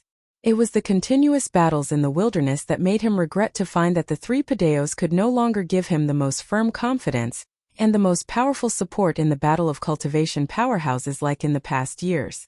Instead, they dragged him back because of their fragility. Currently, the most powerful weapons in Ninkei's hands were the primordial 13 arrows and the fu paper. Fourth brother and sixth brother had already repaired the primordial 13 arrows perfectly for him, but he still wanted a suitable close-range weapon. Because of their past relationship and familiarity, the saber was naturally his first choice. A few days ago, Ninkei had solemnly handed over the 3 slender padeos that he regarded as his life partners to sixth brother, asking him to help him combine the 3 padeos into one. No matter how one looked at it, this request did not meet the standards of smelting and casting. It was too simple and even a little boring. Therefore, he didn't hold much hope towards this matter, but he had always held a sliver of hope in the depths of his heart. At this moment, when he heard his 6th senior brother's words, he couldn't help but be greatly pleasantly surprised. Although the 6th senior brother was a man of few words, his heart was as passionate as the fire in a furnace, and his character was as pure as refined steel. He would never speak if he was not confident. 6th brother looked at him and said with an honest smile, "Junior brother, is there anything else you need to do? Now I can't wait to see what the saber that you have made looks like. How can I have the mood to care about other things?" Ninkei said with a smile. Suddenly, he saw Sang Sang, who was standing under the green vines in the rain corridor tying the thread. Suddenly he thought of something and slightly raised his eyebrows. Back then by the Daming Lake in the wilderness, he and Mo Shanshan were still no match for the Tao addict, Yi Hongyu, especially when the depths of the waterfish that Yi Hongyu had summoned shone with thousands of rays of light, illuminating the verdant valley and the quiet lake. He actually had the idea that he couldn't fight against it at all. Ninkei remembered many details of that battle very clearly, but the scene that really left a long time of fear in his heart was the scene of the rising sun on the lake surface. If Mo Shanshan hadn't used the divine talisman to evaporate the lake water and turn it into mist at the critical moment, which slightly dimmed the light, he would probably have been killed by Yi Hongyu at that time. Later, Ning Ke found out that Yi Hongyu had displayed the divine skill of the West Hill Divine Palace. Even she had just comprehended it for a short time, but it already had such great power. As a disciple of the academy, he naturally had to think about how to fight against the Peach Mountain. As the successor of the youngest uncle, Ning Ke had an innate reason to fight against the West Hill Divine Palace. As a person who had joined the devil, he had to think about how to defeat the powerhouses of Haotian Taoism all the time. Especially after he had destroyed Prince Longqing. He believed that the people in the Divine Hall must be looking forward to defeating or even destroying him. These things would naturally be realized by Yi Hongyu.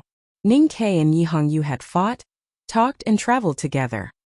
He knew that the Tao addict, who was proficient in all kinds of cultivation methods, had an unfathomable state and potential.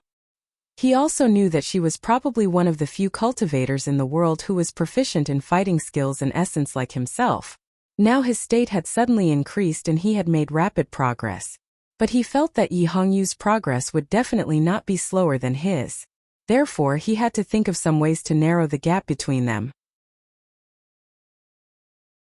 The first thing he had to do was to find a way to deal with Haotian's divine light. Ning Ke asked senior brother, "There is something that I don't know if it can be made." Sixth brother liked making things all his life, and he knew that the youngest brother in the cave often had some unimaginable ideas. Hearing this, he became happy and said, "Did you design it?" "I don't think so." Ning Ke was a little hesitant. He raised his hands and put them on his eyes. Then he began to describe in a low voice what the thing looked like and what characteristics it had. Listening to Ning Ke's description, sixth brother thought for a moment and regretfully shook his head. He said, "It is much easier to make than that knife. There is nothing special about it and it is not difficult. It can be made in 10 days. When you come out of seclusion to get the knife, you can take it with you." After seeing sixth brother off, Ning Ke sat at the entrance of the cliff cave. He held his chin and looked at Sang Sang, who was busy in the corridor. Suddenly he laughed proudly. Sixth brother felt that the thing was too simple and not challenging, so he felt a little regretful.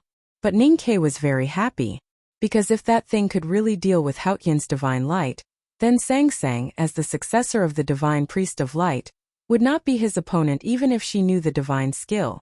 Of course, it was very important to win the battle with the Tao addict of the West Hill Divine Palace or to keep his life.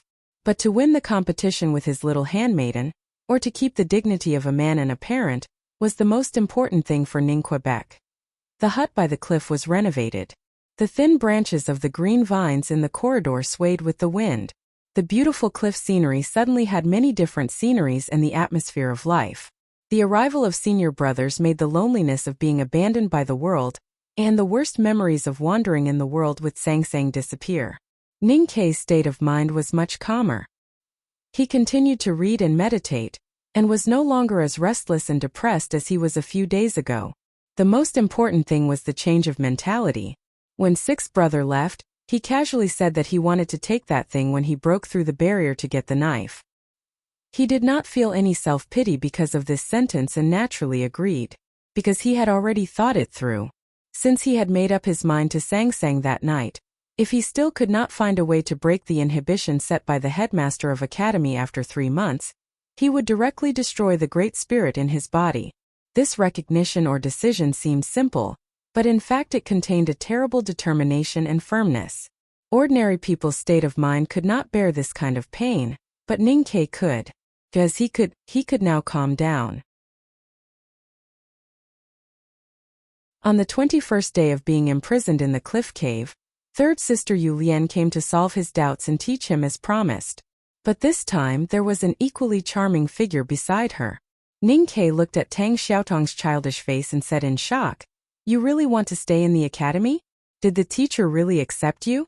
Do I have to call you younger sister in the future?" Tang Xiaotong laughed and said, "Isn't it good to have a younger sister?" Ning Ke said, "I am now imprisoned in the cliff, of course I can't have a younger sister. I feel a little suffocated thinking about it. If you sing a few more desolate man folk songs I may vomit blood." No one beside the cliff cave could understand his complaints, not even Sang Sang. Yu Lian smiled and said, "Little girl is too naughty. Quickly greet your youngest uncle."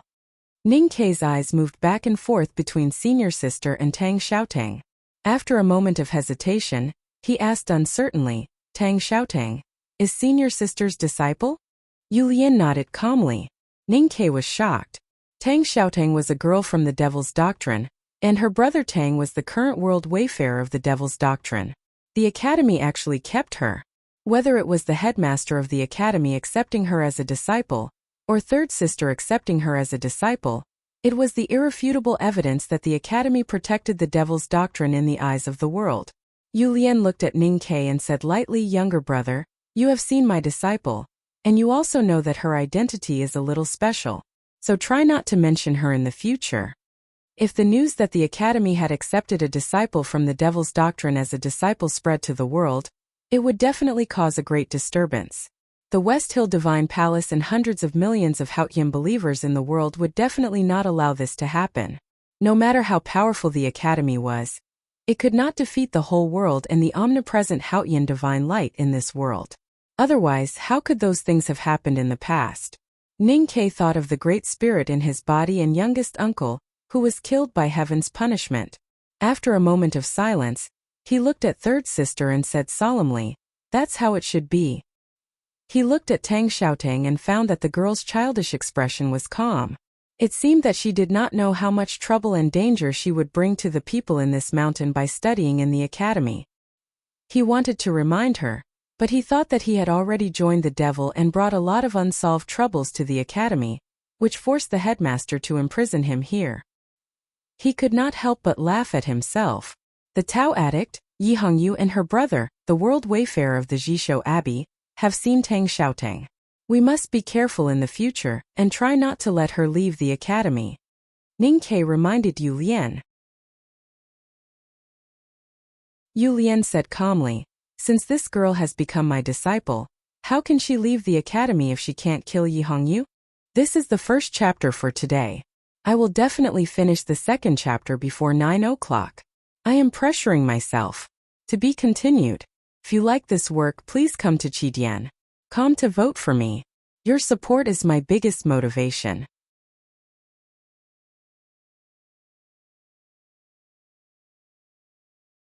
Chapter 387.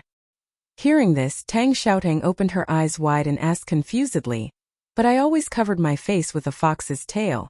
How could they recognize me?" Yu Lian looked at her new student and said slowly, "Everyone has their own unique mark, especially for cultivators. You can think of it as a smell." Ning Kei did not participate in the discussion. He sat silently in the cliff cave and looked calm, but his heart was in turmoil because of third sister's words. When he was still an ordinary student in the front yard, he met Yu Lian in the sword forest. Yu Lian showed her disapproval when she knew that he wanted to enter the second floor of the academy. She said that if he gave up, she could introduce a powerhouse who was not weaker than Lu Bai to be his teacher. Lu Bai, the Sage of Sword, was recognized as the most powerful person in the world. Yu Lian lived in the academy and stayed away from people all year round. How could she know a powerhouse who was not weaker than Lu Bai? Ning Kei clearly remembered his shock when he heard this and her sigh of pity when he said that he still wanted to enter the second floor of the academy. What Yu Lian said today sounded ordinary, but it was full of confidence and pride, because it meant that since Tang Xiaotang was her student, it would be unreasonable if she could not defeat or even kill the Tao addict, Yi Hongyu, in the future. Her expression was still tranquil. She was not deliberately arrogant in front of anyone. Instead, she had casually said those words based on some kind of almost instinctive self-judgment. It was this kind of casual and ordinary that made her more unfathomable. Thinking of the conversation in the sword forest, Ning Kei could not help but feel a little confused. Everyone in the back of the mountain of the academy knew that third sister's cultivation was in the upper state of see-through. Where did her calm confidence come from? Ning Kei thought about it and finally concluded that it was the common temperament of the disciples in the back of the mountain of the academy. Third sister was ranked only after eldest brother and second brother, so she had the right to be unreasonably confident. He said sincerely, "Senior sister, You are the first person in the back of the mountain to accept a student. Congratulations. Yu Lian said. It's all the teacher's arrangement. She looked back at Tang Xiaotang and said calmly, come and greet uncle. Tang Xiaotang walked to the front of the cliff cave and stood a little outside the line. She stopped smiling and bowed with a solemn expression. Xiaotang greets youngest martial uncle. Ningke noticed that the little girl's old fur coat had been replaced by a brand new academy uniform. The old leather boots on her feet had been replaced by a pair of small green cloth shoes, which looked very refreshing. As he was sizing her up, he suddenly heard the 3 words youngest martial uncle. For some reason, his mood suddenly became extremely comfortable. A moment later, he understood where this wonderful feeling came from. Firstly, he didn't have to worry about having a junior sister. Secondly, he was 1 generation older than Tang Xiaotang. Wouldn't that mean that the Devil's Doctrine World Wayfarer would have to respect him in the future? The most important thing was that for the academy, youngest uncle was a title with special meaning. There was a youngest uncle in the back of the mountain of the academy. He was the most remarkable figure in the world and a legendary figure that second brother still worshipped. Now Ningke had become the youngest uncle in the eyes of the disciples of the next generation. In every generation there was only 1 junior brother, so naturally there could only be 1 junior uncle. Thinking that from now on, there might be even more people who would constantly greet him respectfully and call him junior uncle, he felt very proud. After bowing, Tang Xiaotang straightened up and found that Ningke's expression kept changing, as if he was extremely intoxicated. Naturally, she couldn't guess what he was thinking at this time. They had met in the wilderness and reunited in Chang'an. She was most familiar with Ningke in the academy. Moreover, they were similar in age, so it was really difficult to treat him as a real teacher. She tilted her head and looked at him. She felt that his expression was so funny that she couldn't help giggling. Ningke looked at her and said, call me youngest martial uncle again. Of course, Tang Xiaotang didn't want to call him youngest martial uncle. In her opinion, a weak and shameless guy like Ningke was not qualified to be her teacher. Previously, because of the teacher's order, and she had to meet everyone when she first entered the academy, she restrained her temper and bowed to call him youngest martial uncle. Call me youngest martial uncle. Ningke didn't notice the change in her expression. He said happily, I like to hear people call me youngest martial uncle. I'm the only 3rd generation disciple of the academy. Tang Xiaotang gritted her teeth and looked at him. There's no one else. Ningke said, so you should come to the cliff cave to visit me more often and call me youngest martial uncle. Tang Xiaotang said angrily, if you do that again, I won't come to play with you anymore. Ningke said proudly, now I'm more senior than you. You have to listen to me. Tang Xiaotang said angrily, don't forget that I'm the first among the 3rd generation disciples of the academy. That means I'll be the eldest sister of the academy in the future. Youngest martial uncle, if you don't want your children or beloved disciples to be bullied by me for the rest of their lives, you'd better not bully me too much now. Ningke was startled and said with emotion, the prosperous Central Plains is indeed a place that erodes bones and souls. A little girl from the wilderness who knows nothing about worldly affairs has become sly in such a short time. It's really boring. Tang Xiaotang ignored him and walked to Sang Sang. She took her little hand and pulled her into the hut. She began to care about how Sang Sang was doing on the cliff plateau, and what she needed her to do. Sang Sang was not used to her cheerfulness and enthusiasm. After a while, she remembered that they had agreed to be friends outside the hut on the other side of the mountain a month ago. Her little face showed a happy smile. She told Tang Xiaotang about her life on the cliff plateau. Although it sounded boring, it seemed that everything was fine. Tang Xiaotang felt relieved after making sure that her best friend was not bullied by youngest martial uncle Ningke, and did not suffer any hardships. She pulled Sang Sang to sit on the ground and began to play. Sang Sang was less than 15 years old, and Tang Xiaotang was even younger. Both of them were very simple. They were actually still little girls. They played stone chess, which was the favorite game of children. At the entrance of the cliff cave, senior sister Yu Lian was looking through the learning problems Ningke had memorized these days. After a moment of silence, she raised her head and began to explain some of the principles in a low voice. Ningke listened attentively to his senior sister's elegant and soft voice. He found that many things that he could not understand were suddenly enlightened after her concise explanation and reminder. It was obvious that Yu Lian did not understand the Great Spirit, but she was very knowledgeable about the circulation of the qi of heaven and earth, especially the subtle differences between different materials. Moreover, she was extremely knowledgeable, so she could easily tell Ning Ke about the cultivation past or exquisite metaphors. What shocked Ning Ke the most was that this senior sister's way of thinking was so ethereal. She could often find the possibility in the impossible, and see the beautiful scenery in the end of the world. Time passed slowly, and the sunlight outside the precipice gradually became stronger. Ning Ke was immersed in the scenery that his senior sister had pointed out for him, and could not extricate himself. His admiration for his senior sister had reached an extreme level.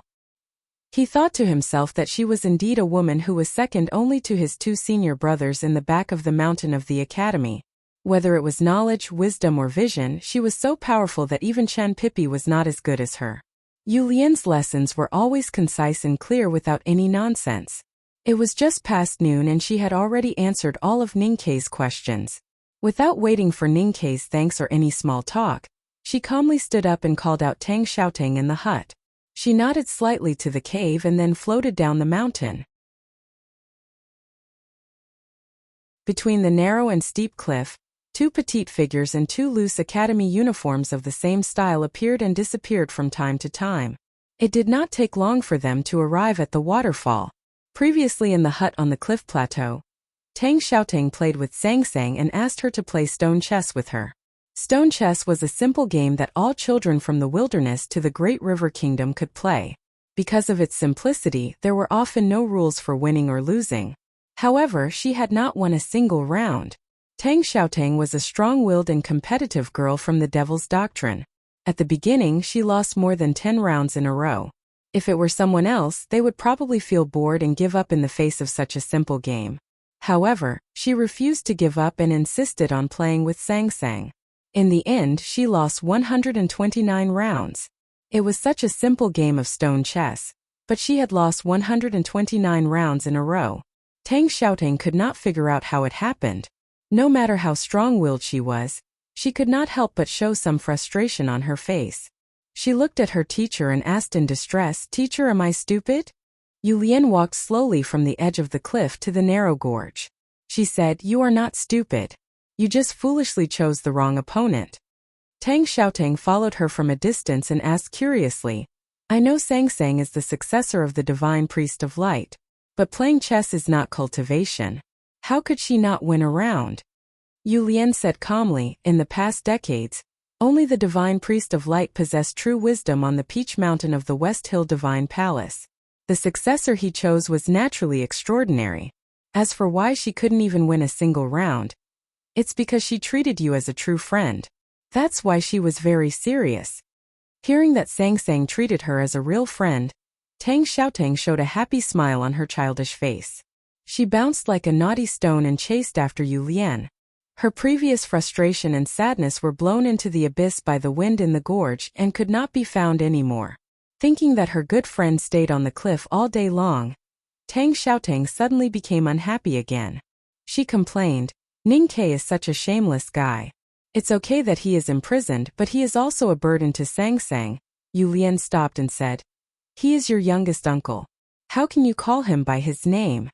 Tang Xiaotang stuck out her tongue behind her and explained, "I am used to calling him Ning Quebec." Yu Lian said calmly, "If you do it again after teaching, you will be punished according to the rules of the academy." Tang Xiaotang was slightly surprised and asked how. Yu Lian said, "Walk to the top of the waterfall and then jump down."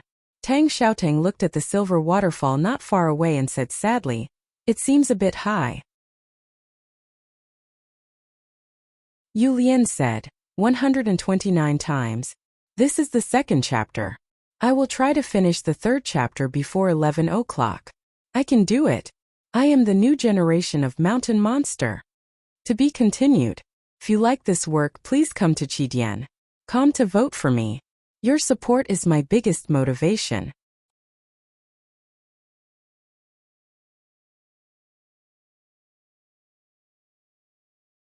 Chapter 388. Tang Xiaotang followed her brother's advice and traveled thousands of miles to the south from the wilderness. She went through all kinds of hardships and finally arrived at Chang'an. Then she met the headmaster of the academy and finally entered the academy. According to their original plan, she should directly become a disciple of the headmaster of the academy. However, for some unknown reason, the headmaster of the academy did not expel her from the academy or accept her as a student because of her identity as a member of the Devil's Doctrine. Instead, he handed her over to Yu Lian and asked her to accept her as a disciple. For the world, the second floor of the academy was still mysterious, but it was a place that connected the two worlds. Especially for the siblings who were already at the top of the cultivation world, many people in the back of the mountain of the academy had heard of it.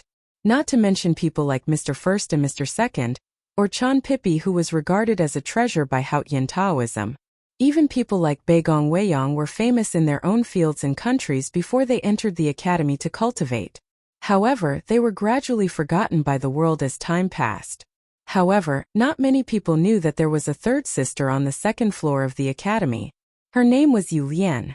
The headmaster of the academy ordered Tang Xiaotang to become a disciple of Yu Lian. The little girl was shocked and her first thought was to refuse.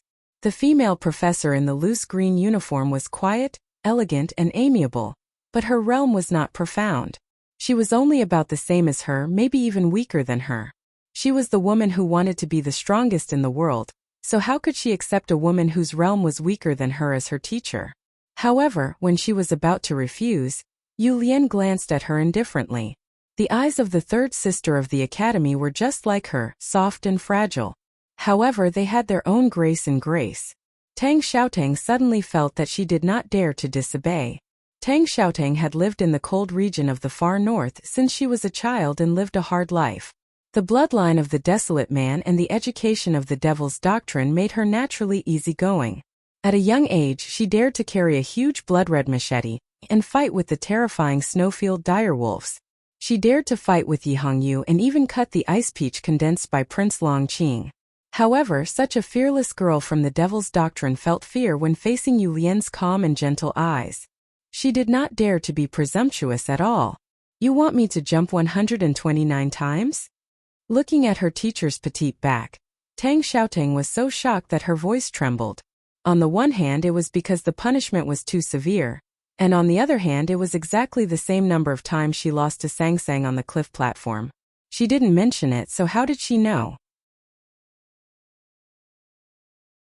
Could it be that when she answered Ningkei's questions at the entrance of the cliff cave, she had completely grasped the situation on the cliff plateau?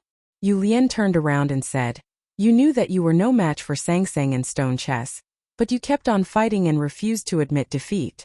You lost 129 games in a row.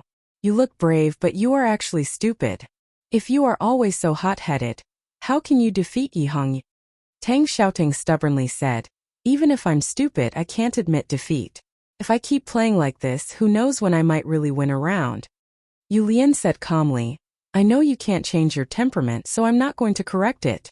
Since you insist that courage is the most important thing in the world, I will try my best to train and stabilize your courage from now on. Letting you jump into the waterfall is one of the things I will do. Are you afraid?" This was the simplest way to provoke her. Of course, Tang Xiaotang understood it. However, even though she knew this, she still could not control her emotions and stubbornly walked to the waterfall. From this point of view, as Ningkei sighed with emotion, Yu Lian was probably a very good teacher. She understood her students' temperament and could make good use of it. It's easy to jump from the waterfall. We all know that she has been cultivating the Devil's Doctrine since she was a child. Even if she is injured, it won't be fatal. However, it's difficult to climb up the slippery cliff. Moreover, senior sister asked her to climb up from the waterfall. You didn't see how big the water was and how slippery the moss on the stones was. That girl jumped and climbed for a whole night. Her face was swollen and there were small wounds all over her body. She looked miserable. Isn't second brother's courtyard close to the waterfall? He was the first to raise an objection. He thought that teaching a student like this was really a trick. In the end, even eldest brother stood up and pleaded for Tang Xiaotang. But guess what? Senior sister didn't even give face to the two senior brothers. She's still jumping now. Speaking of which, this girl is really stupid and stubborn. When she fell from the waterfall, she didn't make a sound and didn't beg for mercy. It was as if she was angry with senior sister. How many times did she jump? It was already late at night when I arrived. I don't know how many times she jumped before, but I saw her jump more than 30 times. It should be almost 60 times. But it's still less than half of senior sister's requirement. 129 times. Even if she really completed it, I'm afraid she would be crippled. I really don't know what senior sister is thinking. She usually looks so quiet and gentle, but after taking in a female student she became so terrible. Do you think there are some emotional problems hidden in it? On the 22nd day of Ninkei's imprisonment in the cliff cave, Chun Pippi climbed up to the precipice plateau according to the arrangement of the headmaster of academy to explain the no-boundary spirit of the academy. However, it was obvious that this fat man was not in the mood to preach today. He sat outside the cliff cave, waving his arms and spitting saliva, expressing the most painful objection and anger towards what had happened in the back of the mountain of the academy since yesterday morning. After listening for a while, Ninkei roughly understood what had happened. He couldn't help but feel a little anxious when he thought that Tang Xiaotang had fallen into such a miserable state because she didn't call him youngest uncle. He had long noticed that Chun Pippi's mental state had some problems today. He frowned and asked, "According to the tone you used when you first warned me, I thought that you wanted all the remnants of the devil's doctrine to die. Why do I feel that it's not the case after listening to you today?" Chun Pippi was startled and said angrily, "Now that she has entered the academy and is a disciple of third sister, she is our academy's disciple and our niece. What does she have to do with the devil's doctrine? If that's the case, then it seems that I should kill you first." Ninkei sneered and said, "Come in if you can." Chun Pippi said shamelessly, "Come out if you can." Sang Sang walked to the front of the cave with the tea tray and silently put down 2 cups of tea. Then she looked at the two separately. The two were a little embarrassed. They picked up the teacups and remained silent. Sang Sang shook her head and said, "You'd better change your words." Then she hesitated for a moment and looked at Ninkei in the cave. She said, "I want to see her." Ninkei knew that she wanted to see Tang Xiaotang and said, "Since she is a friend, of course you should go." After Sang Sang left, Chun Pippi suddenly asked, "You met Tang Xiaotang in the wilderness. Why is this little girl so stubborn?" Ninkei began to tell his impression of Tang Xiaotang. Chun Pippi held the teacup and drank it tastelessly. He was silent for a long time when he thought of the little girl he met at the south gate of Chong and City. Then he looked at the white clouds between the cliffs and frowned. After thinking for a moment he said, "Since she is a member of the devil's doctrine, how can she be so cute?" Ninkei never had the concept that Taoism and the devil's doctrine could not coexist. Now that he had joined the devil, he naturally felt this view to the extreme. He looked at Chun Pippi and said sarcastically, "Tao addict Yi Hongyu is the daughter of Haotian Taoism. Then why is she so terrible in our eyes?" Chun Pippi murmured, "That makes sense." Ninkei looked at his round face and suddenly thought of a possibility. After hesitating for a moment, he tentatively asked, "You watched Tang Xiaotang jump from the waterfall last night to this morning?" Chun Pippi nodded his head. Ninkei gasped and said, "Although this little girl does have long black hair and can fight evenly with Yi Hongyu, she is extremely powerful. Except for her overly powerful brother, she fits your imagination of a perfect partner in all aspects. But I have to remind you that she is a girl of the devil's doctrine. If the devil's doctrine was in its heyday, she could undoubtedly become the saintess of the devil's doctrine. But you are the precious young master of Haotian Taoism. As the saying goes, Taoism and the devil's doctrine cannot coexist. The academy can stand in the middle, but how can you stand?" Chun Pippi was in a trance and did not fully understand what Ninkei said. He subconsciously replied with a sneer, "Who was laughing at my decadent ideas of Taoism and the devil?" Ninkei sighed and said, "But have you ever thought that she is 1 generation younger than us and you are her 12th uncle? Will it work? Will the teacher agree?" Chun Pippi finally understood what Ninkei was talking about. His chubby body bounced up from the ground like an elastic fish ball. He blushed and pointed at Ninkei in the cave. He shouted appreciation. Don't you know what appreciation is? Why is your brain full of such filthy things? Ninkei said. Anger out of shame can't convince my opponent. I can only expose my true feelings. Chun Pippi said bitterly. That little girl is only 14 or 15 years old. Can you not be such a beast? Ninkei sneered and said. I think you are worse than a beast. Chun Pippi suddenly thought of something and looked at him with disdain. He said, do you think everyone in the world is like you? You can be a beast and lay your hands on your own handmaiden? Ninkei could tolerate other things, but he could not tolerate this. He shouted, damn fatty. If I can get out, I will teach you a lesson today. Chun Pippi sneered and said, come out if you can. Ninkei said angrily, come out if you can. Suddenly, the two of them shut up at the same time and looked at the edge of the cliff platform with fear. They were very worried that Sang Sang would suddenly come back and hear this childish conversation again. The two of them looked at each other awkwardly and waved their hands to show that they did not mind. I didn't walk the dog at night. I'm going to walk the dog. This is the 3rd chapter. The 4th chapter will definitely be very late after midnight. Don't stay up late. Let's read it tomorrow. Today is almost over. Don't keep the recommendation tickets. Give them to me, okay? To be continued. If you like this work, please come to Chidian.com to vote for it. Your support is my biggest motivation.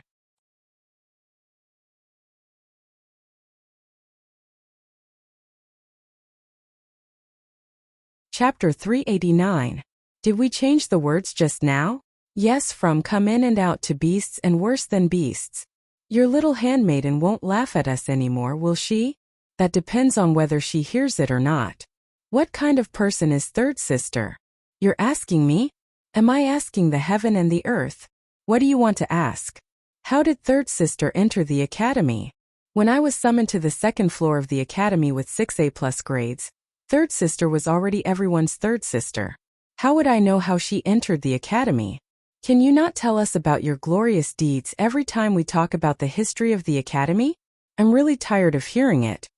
But I did get 6A+ grades. Who could get that in so many years? I remember you gave up on 2 subjects during the academy entrance exam and took a blank piece of paper? Forget it. Ninkei and Chun Pippi sat outside the cliff cave, gnawing on the corn cob cooked by Sang Sang in advance and chatting vaguely. But the process of chatting was as childish and boring as usual. Chun Pippi was in no mood to discuss the no-boundary spirit with Ninkei because he was worried about whether the little girl from the Devil's Doctrine could escape from third sister's hands. After sitting at the entrance of the cliff cave for a while, he finally could not help but stand up and said seriously, I forgot something important. Ninkei waved his hand to show that he understood and said with a smile, no matter you are in a hurry to go to the toilet, or the headmaster wants to test your homework, whatever the reason, just go. Chun Pippi smiled awkwardly and was about to walk down the cliff platform when he suddenly thought of something. He took out an old book and threw it to Ninquebec. Ninkei took the old book and said in surprise, is this the 3rd book? The headmaster prepared 3 books for him and he had learned 2. He knew that he would see the 3rd book sooner or later, but he did not expect that he would get it so quickly and easily. No, Chun Pippi said. The scholar knew that you were imprisoned in the cliff cave and wanted to see you. He thought that the mountain was too high and wasted his time, so he asked me to bring you a book as a gift to relieve your boredom. Ninkei looked at the cover of the book and asked in confusion, tea scripture? Chun Pippi nodded and said, scholars say that tea can clear the mind. If you don't have the time or the mood to make tea, you can read the tea scripture. It can also have the same effect. I don't need to drink tea and I don't need to read tea classics. My heart is already clear enough. Ninkei said, otherwise, why do you think I haven't lost my temper? Chun Pippi laughed awkwardly and turned to walk out of the cliff plateau. After a while he stopped again, wiped the sweat off his face and walked back to the cliff cave.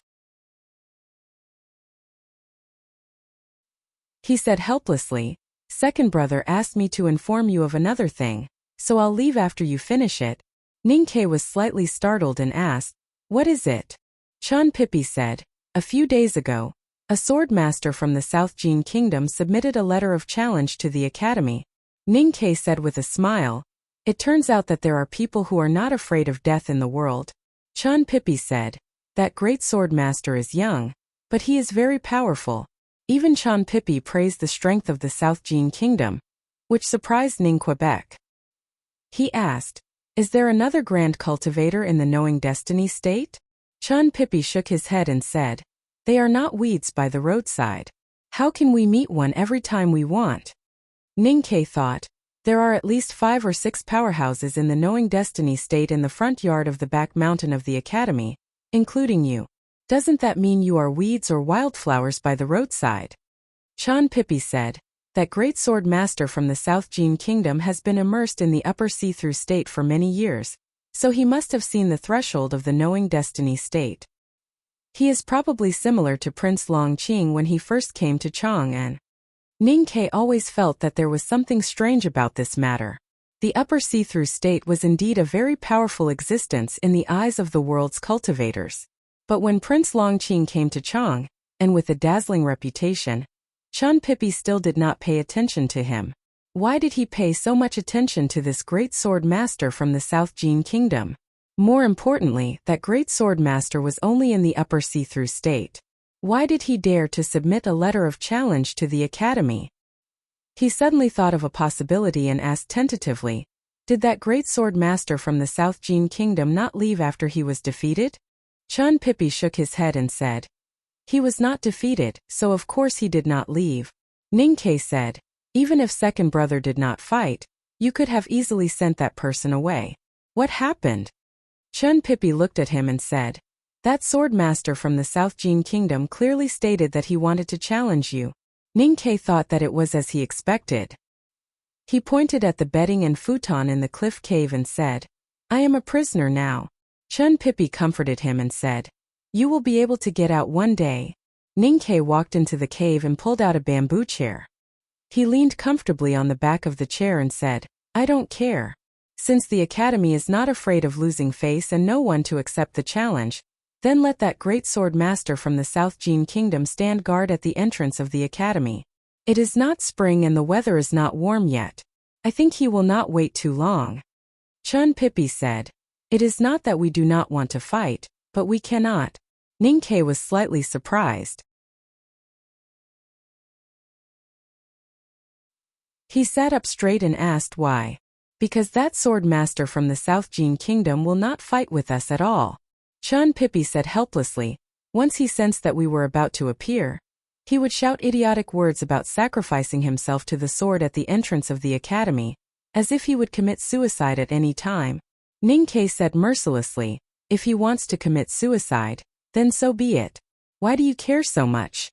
At most, ask the handyman teachers in the front yard to prepare a few more buckets of water and wash the blood away."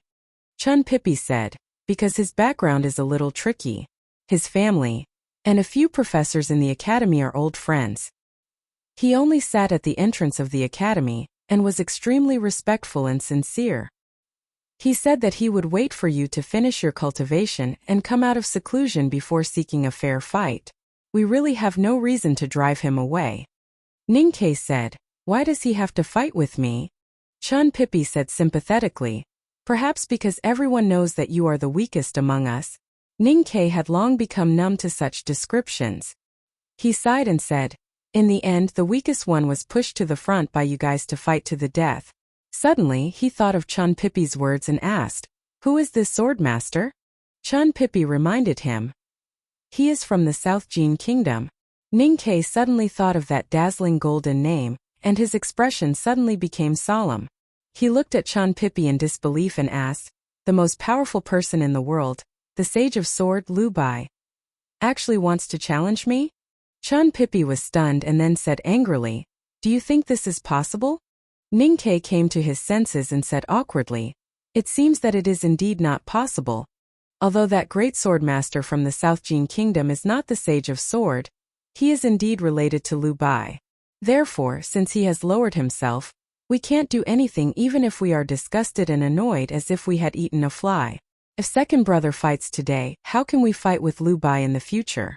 Chan Pippi said, "That person is Liu Yiqing, the youngest brother of Liu Bai. It is said that he has been cultivating in the private house of the Liu family, and has not entered the sword garret. Therefore he is not well known. It was not until he entered Chang, and alone that the world knew that the Lu family has another young powerhouse in sword Taoism. Ning Ke asked, "Now I am locked in the cliff cave by my teacher and can't get out in a short time. Why did second brother ask you to tell me about this?" Lu Yiqing has been sitting at the gate of the academy for a whole 7 days. Chun Pippi looked at him and said, "He sits on the futon, drinking the water provided by the academy and eating his own dry food. He meditates all day long just to wait for you to come out of seclusion." Looking at his behavior, it would not be surprising if he waited at the gate of the academy for a year. Lu Yiqing's attitude is respectful but extremely persistent. No matter how the professors in the front yard persuade him, he only smiled slightly and refused to leave or enter the academy to wait. Although the futon he is sitting on is not blocking the path of the students, sitting at the gate of the academy every day is like blocking the gate of the academy in the eyes of others. People passing by can't help but talk about him. This matter has already spread to Chong, and I'm afraid it will soon spread to the whole world. Chun Pippi said, "Second brother is a little annoyed, so he asked me to tell you that a powerhouse has come to challenge you outside the academy. He hopes that you can remove the inhibition and come out of the cave as soon as possible." Ning Ke asked after a moment of silence, "What is Lu Yiqing's state and strength?" Chun Pippi knew that he was not asking about states like see-through and knowing destiny, but specific combat strength. However, he had rarely fought in his life and could not make an accurate evaluation.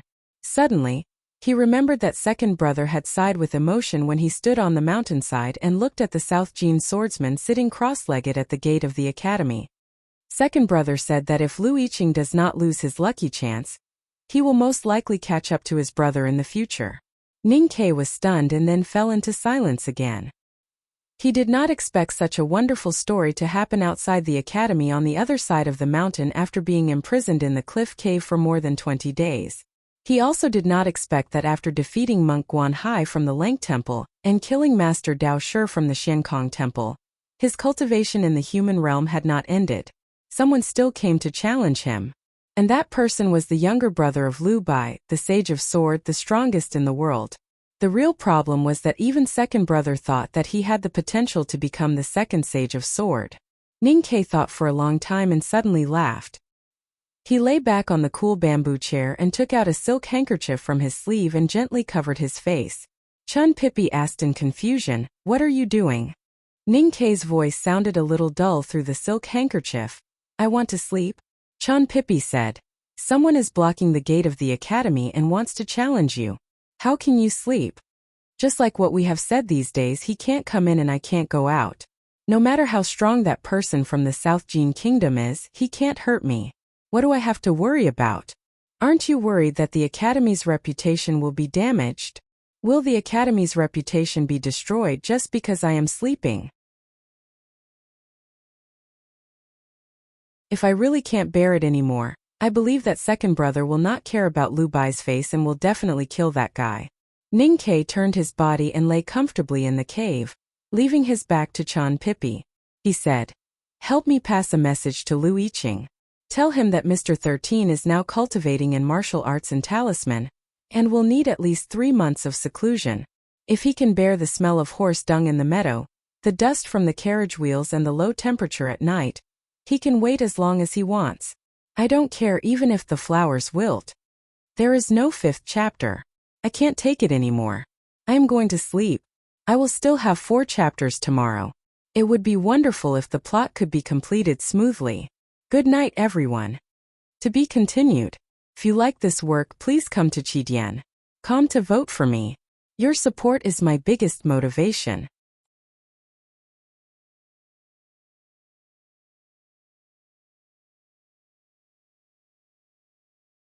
Chapter 390. Lu Yiqing was a silent and gentle young man. His silence and gentleness did not mean that he was not proud, but he hid his pride well under his silent and gentle appearance. Just like a few years ago when he obeyed his eldest brother's order to leave the Lu mansion and join the sword garret incognito. No matter how indifferent or hostile his fellow disciples were, he was still gentle. Because his eldest brother was the Sage of Sword Lu Bai, he had enough right to be proud. But he did not need to show his pride to the disciples of the sword garret. But facing the academy in the south of Chang'an, his silence and gentleness were more sincere. Because he knew very well that he had no right to be proud here. Out of respect for the academy, he chose to sit far away from the main gate of the academy. Instead, he sat at a secluded side gate at the back of the mountain. Chan Pippi's description of the so-called humiliation of the academy to Ning Kei in the cliff cave was naturally exaggerated. But a sword master from the South Jin Kingdom had challenged the academy and sat quietly to wait for someone to break out of seclusion. This had caused a lot of discussion and attracted many people's attention. It was early spring, and the morning breeze was still chilly. Lu Yiqing slowly opened his eyes and woke up from meditation. He calmly looked at the surrounding onlookers with complicated expressions. Most of the people surrounding the South Jin Kingdom Great Sword Master were students of the academy's front yard. However, as he sat at the academy's gate for a longer time, the news spread to Chang'an and aroused more people's curiosity. Some curious onlookers even came together to see what he looked like. The side gate was pushed open with a squeak. Professor Huang he walked out and stood beside the futon. He looked up at the gloomy sky and suddenly sighed. He said, "I invited you to the academy for your brother's sake, but you refused. Now you have attracted so many onlookers. Don't you think this is ridiculous and boring? Or did you already decide to use this method to humiliate the academy when you came to Chang'an? I dare not." Lu Yiqing stood up from the futon and bowed. He said, "I dare not to be rude to the academy. I only came under orders. If I leave without a fight with Mr. 13, I will not know how to answer my brother when I return to the South Jin Kingdom. Since Mr. 13 is in seclusion, I will wait for him here." Huang he looked at the young sword master from South Jin Kingdom. It was as if he was looking at the arrogant man from many years ago. Although the young man in front of him looked gentle, there seemed to be a stubbornness in him that would not give up until he reached his goal. If you want to wait, then wait. If you're thirsty, there's water in the yard. But the academy won't provide you with food. If you finished your rations, go back to Chang'an. Lu Yiqing said, "Don't worry, sir. I've brought a lot of food."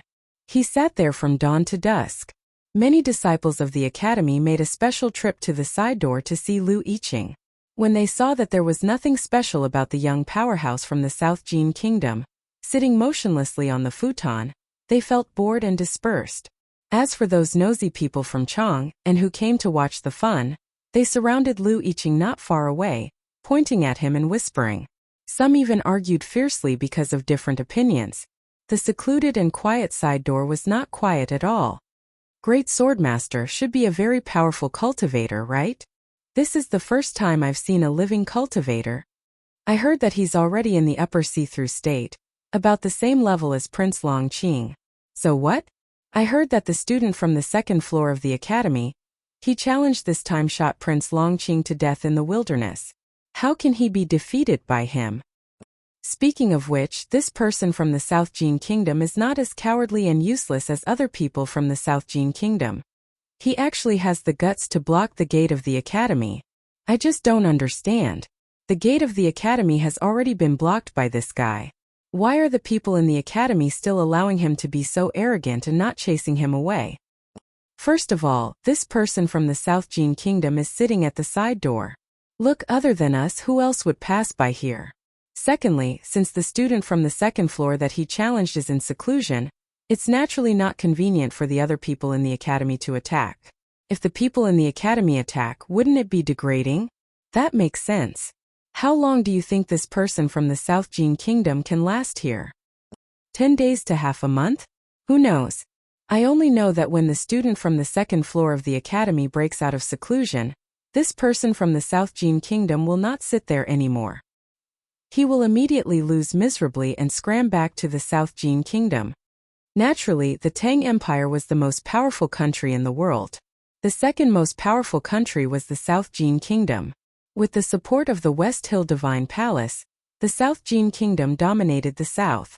They had always been dissatisfied with the Tang Empire. However, the people of the Tang Empire looked at the South Jin Kingdom as if they were always in second place. They were vigilant and even mocked them. It was a rare occasion for the Tangs to have a young powerhouse from the South Jin Kingdom challenge the academy. It was also a rare opportunity to teach the people from the South Jin Kingdom, who was the real boss after years of peace. As for whether this person from the South Jin Kingdom could defeat the student from the second floor of the academy, the Tangs did not know who the student from the second floor of the academy was, nor did they know how powerful he was. However, they had never thought that the person from the academy would lose this duel. This had nothing to do with pride and arrogance. It was just a certain aura that flowed in the blood of the Tangs. Before the battle began, they would never think about what would happen if they lost. This was because the goal of the battle was to win. There were no other thoughts other than winning. Day after day, the people of Chang, and who came to watch the battle, repeated their curiosity, whispered and argued intensely. In the end, they came to a consensus that this young powerhouse from the South Jin Kingdom might look arrogant, but he was destined to be no match for the person from the academy. He would definitely lose miserably. Day after day, Lu Yiqing sat outside the side door of the academy and received countless gazes. He felt the curiosity and disdain in their eyes, and listened to the discussions of the Tangs and the people from the South Jin Kingdom. However, his expression was still calm, as if he did not care. A wildflower bloomed under the stone steps in front of the side door, signifying that spring had finally come to the world. Lu Yiqing looked at the little flower, and a smile suddenly appeared on his calm face. The smile on his face was gentle, but the smile in his heart was slightly cold. As the younger brother of the Sage of Sword, Lu Bai, and the most outstanding disciple of the younger generation in the Sword Garret of the South Jin Kingdom, he had the right to be proud and confident. Even when facing the academy, he could only bury his pride and confidence deep in his heart. However, how could he not be angry when he heard the discussions of the Tang people? Mr. 13 of the academy, Ning Ke? Before Lu Yiqing left the Sword Garret, the Sage of Sword, Lu Bai, had warned him that he could not lose to anyone other than the first, second, and 12th disciples of the academy. The meaning of this sentence was clear. In Lu Bai's eyes, other than Mr. First, Mr. Second of the academy, and Mr. 12th, whose reputation had been circulating in Haotian Taoism for many years, no one else should be a match for Lu Yiqing. Lu Yiqing was very clear about Ning Ke's current state and strength. How could a person who had just entered the see-through state in the wilderness be a match for his sword? Many cultivation sects in the world still thought of Ning Ke at this stage. In the beginning, they did not understand why the headmaster was willing to accept such a wastrel as his disciple. Later, when Ning Ke defeated Prince Longqing, Monk Guanhai from the Lang Temple, and Master Dao Shi from the Xiankong Temple, the cultivation world began to think about the real reason why the headmaster accepted Ning Ke as his disciple. However, no one thought that Ning Ke was very strong. Now, the detailed process of the 3 battles that had really established Ning Ke's position in the cultivation world had long become the object of study for the various cultivation sects, including every detail. And the more they studied, the more they felt that Ning Ke had won these 3 battles more because of the peerless weapons provided by the academy, and the unpredictable luck. For example, the strange iron arrows in the wilderness, and the battle between Ning Ke and Master Dao Shi in the pure land of lotus flowers on the streets of Chang'an. It was obvious that he had received some external help. Many people in the cultivation world suspected that the young fat man standing beside Ning Ke at that time was most likely the legendary Mr. 12th of the academy, or that Mr. 12th had secretly helped Master Dao Shi, which was why Master Dao Shi was defeated. However, no one had evidence.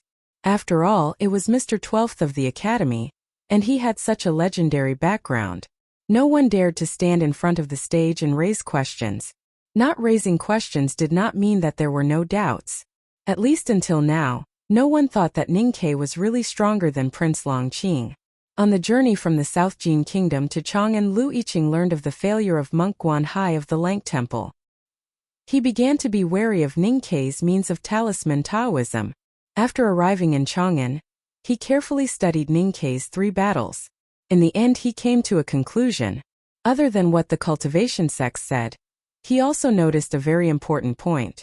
This Mr. 13, who represented the academy in entering the human realm, was very opportunistic in battle. Lu Yiqing had been practicing swordsmanship since he was born. He cultivated diligently and constantly polished his spirit and willpower. He had suffered countless hardships before he had today's status in the sword garret. He had always hated those who only knew how to take shortcuts, or those who were very lucky. And in his view, the guy called Ninkei was only lucky to be accepted by the headmaster of the academy, which was why he had such glory. Therefore, he had no enmity towards the academy, but he was hostile towards Ning Quebec, and he firmly believed that Ninkei was no match for him.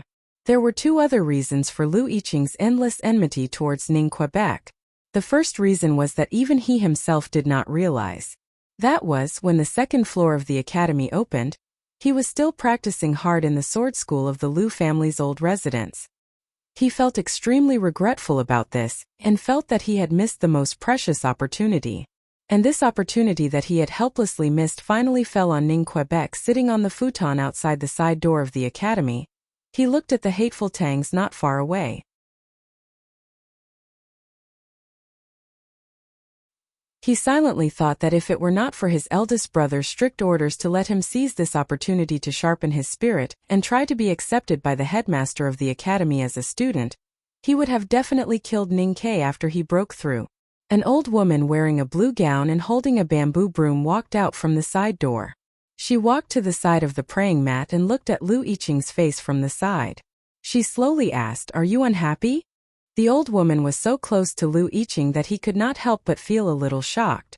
It was said that there were hidden talents in the academy. Could it be that this old woman was also an extraordinary sublime being? But he did not sense any fluctuations of psyche power from the old woman. Lu Yiqing calmly replied, "There is nothing to be unhappy about. It's good that you are not unhappy." The old woman in the blue robe walked to the stone steps with her body hunched and began to sweep the ground. Lu Yiqing frowned slightly. He thought that she had clearly seen him sitting here.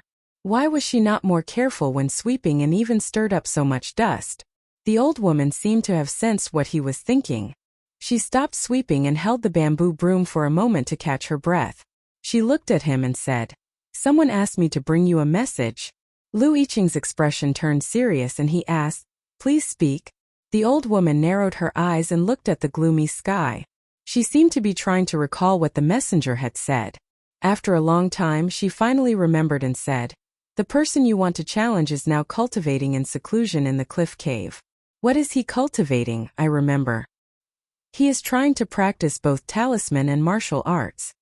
The old woman continued, "He said that if you cannot go to the toilet in the academy, and can endure the smell of urine and the dust, as well as the chilly early spring, then wait for him for 3 months. Lu Yiqing was silent.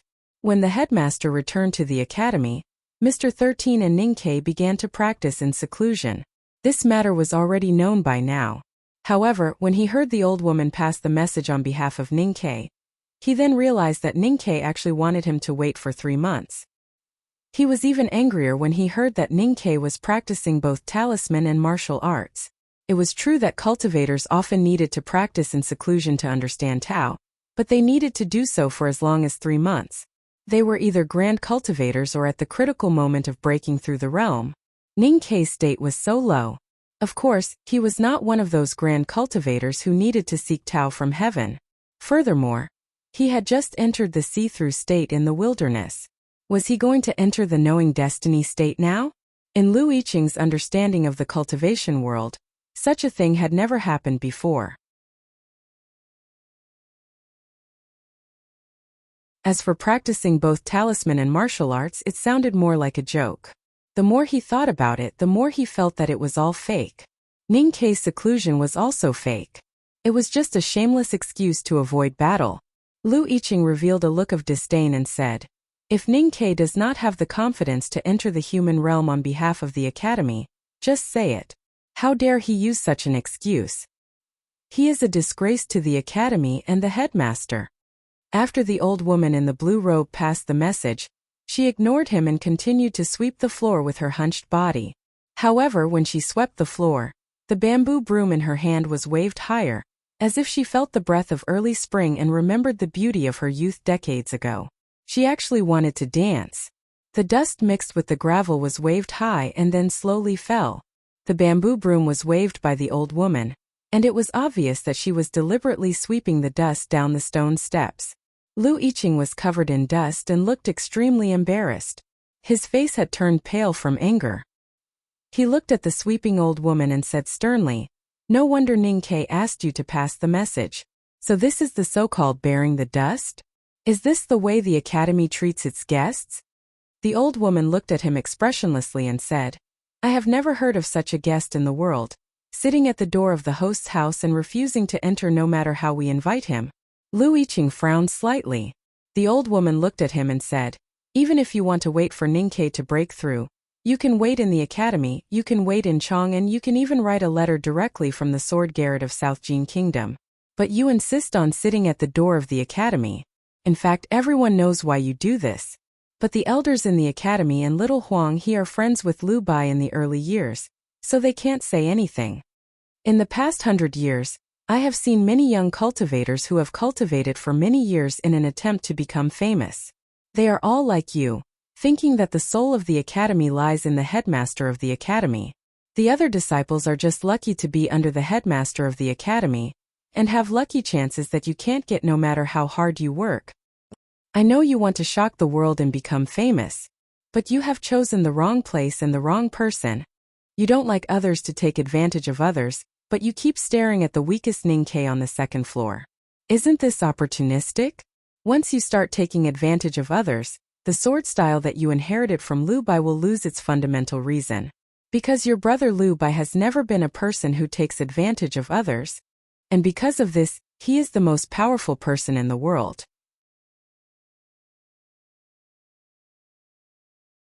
The old woman gently brushed the blue robe on her and said, "If you can't even eat dust, how can you endure suffering and boredom? If you can't even endure suffering and boredom, what right do you have to use the academy as a footnote for your reputation?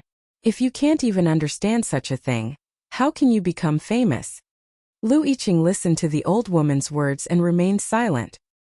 His face became paler and paler and cold sweat poured down his back, wetting his clothes and even the futon under him. After a moment, he sat up straight and pressed his hands forward on the ground. He bowed his head and made a disciple's bow. He said sincerely, "Thank you for enlightening me." The old woman walked to his side and swept the dust and rubbish mixed with few fallen leaves into the basket. She said, "You don't have to thank me. I am not here to remind you of anything. It's just that you have been sitting outside the side door of the academy for 7 days and I have 7 days where I can't sweep the floor. If you really want to wait for that guy for 3 months, I have to come and sweep for 3 months. I hate to see rubbish on the floor the most." The old woman stooped and walked into the side door. Lu Yiqing looked back at the tightly closed side door of the academy. He felt that the old woman's last words about not wanting to see rubbish on the floor were a mockery of him. But he was not angry. Instead, he was thoughtful. If Ning Ke had been outside the side door of the academy, he would certainly have recognized who the old woman in the blue robe was. The students of the academy often saw an old woman holding a bamboo broom and sweeping every corner of the academy with a stooped body. She had long become a page of the academy's legend. Because the old woman was not the steward responsible for the cleaning work, but the only female honorary professor of the academy. She was a big shot in the academy's mathematics department that no one dared to provoke. When Ning Ke entered the academy, he got the only A+ in mathematics. The question was set by eldest brother. In fact, eldest brother had set a total of 5 questions, and the old woman finally chose the question of cutting peach blossoms. And at this time, when he was pondering in seclusion between the cliffs of the Cliff Mountain, he also thought of this question. The first chapter is here. It's 5,000 words, so it's a bit late. The second chapter will be updated before 11. To be continued. If you like this work, please come to Chidian.com to vote for me. Your support is my biggest motivation.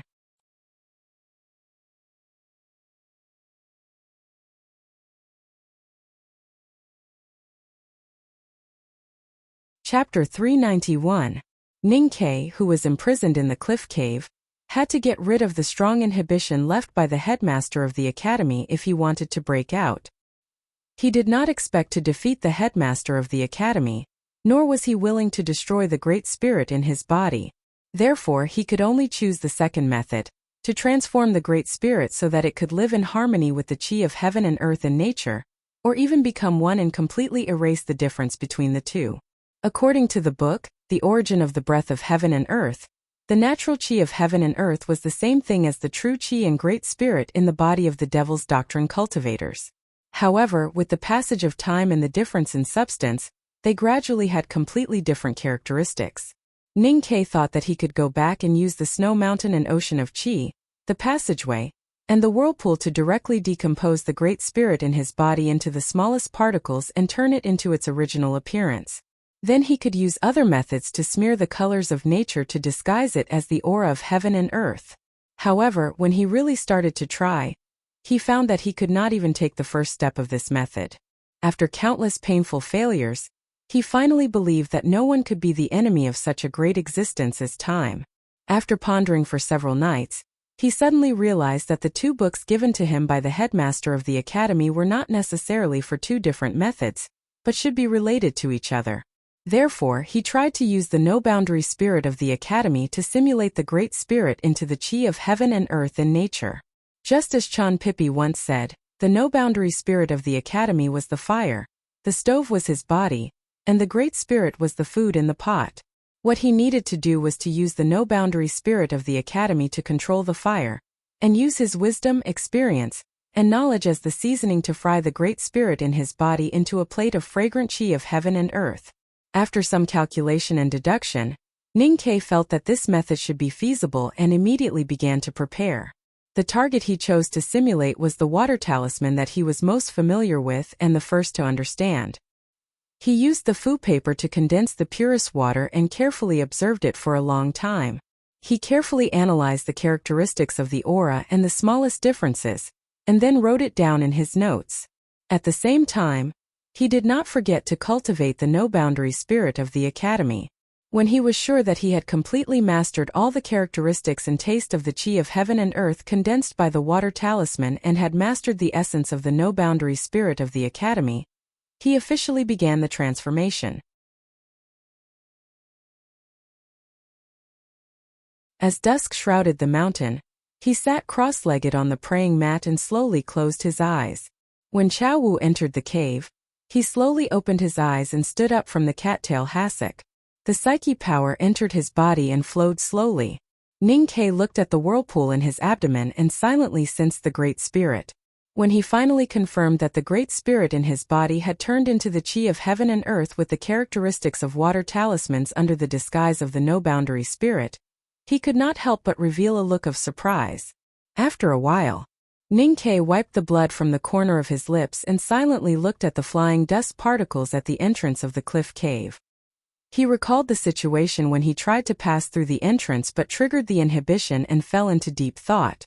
Under the disguise of the no-boundary spirit of the academy, the Great Spirit in his body had changed its appearance and become one of the aura of heaven and earth. Why did it still trigger the inhibition of the cliff cave?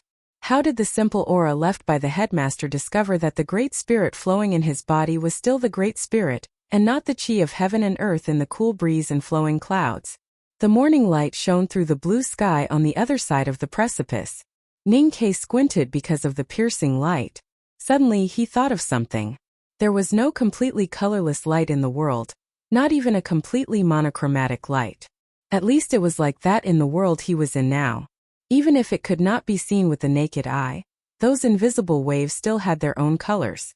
Just like the seemingly holy Haotian divine light, it was actually composed of many colors of light.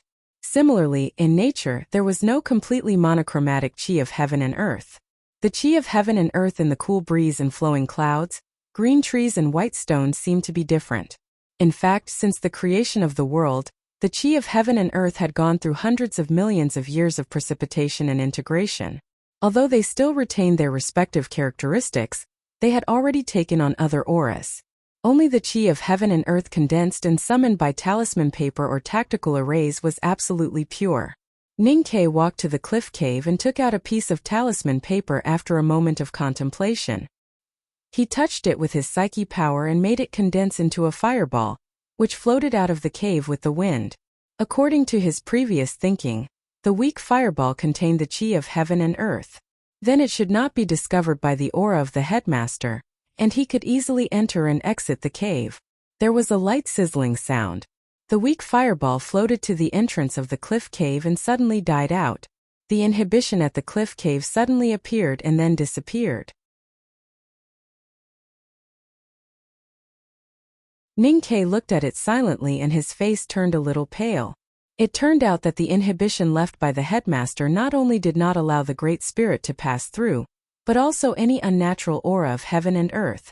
In other words, as long as it was a cultivator, even if the psyche power in his sense of perception could only cause a very small fluctuation of the chi of heaven and earth, it would not be able to pass through the cliff cave.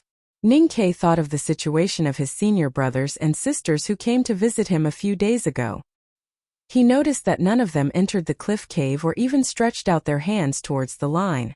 Only then did he realize that his senior brothers and sisters had probably already known about the incredible nature of the inhibition. He suddenly thought of something and called Sang Sang into the cave. He stared at the little handmaiden who could enter and leave freely and felt that his thoughts were even more confused.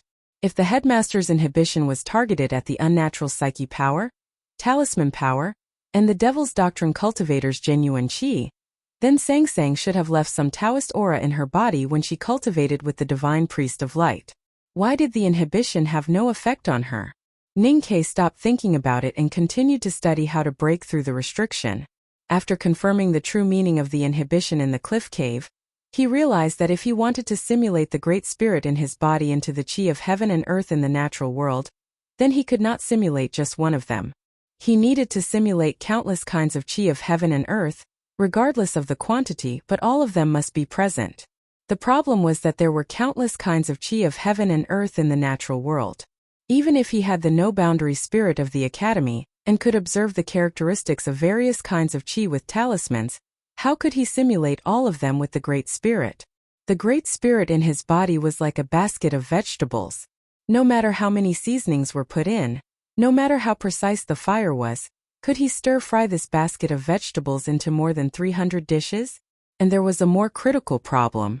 If I give you a handful of vegetables, can you cook a bowl of roasted pork? Ning-Ke looked at Sang Sang and asked. Sang Sang thought for a while and said, of course not. But yesterday Mr. First brought a few pounds of fresh pork. If you want to eat roasted pork, I can cook it for you later. Ning-Ke did not have too much time to be depressed.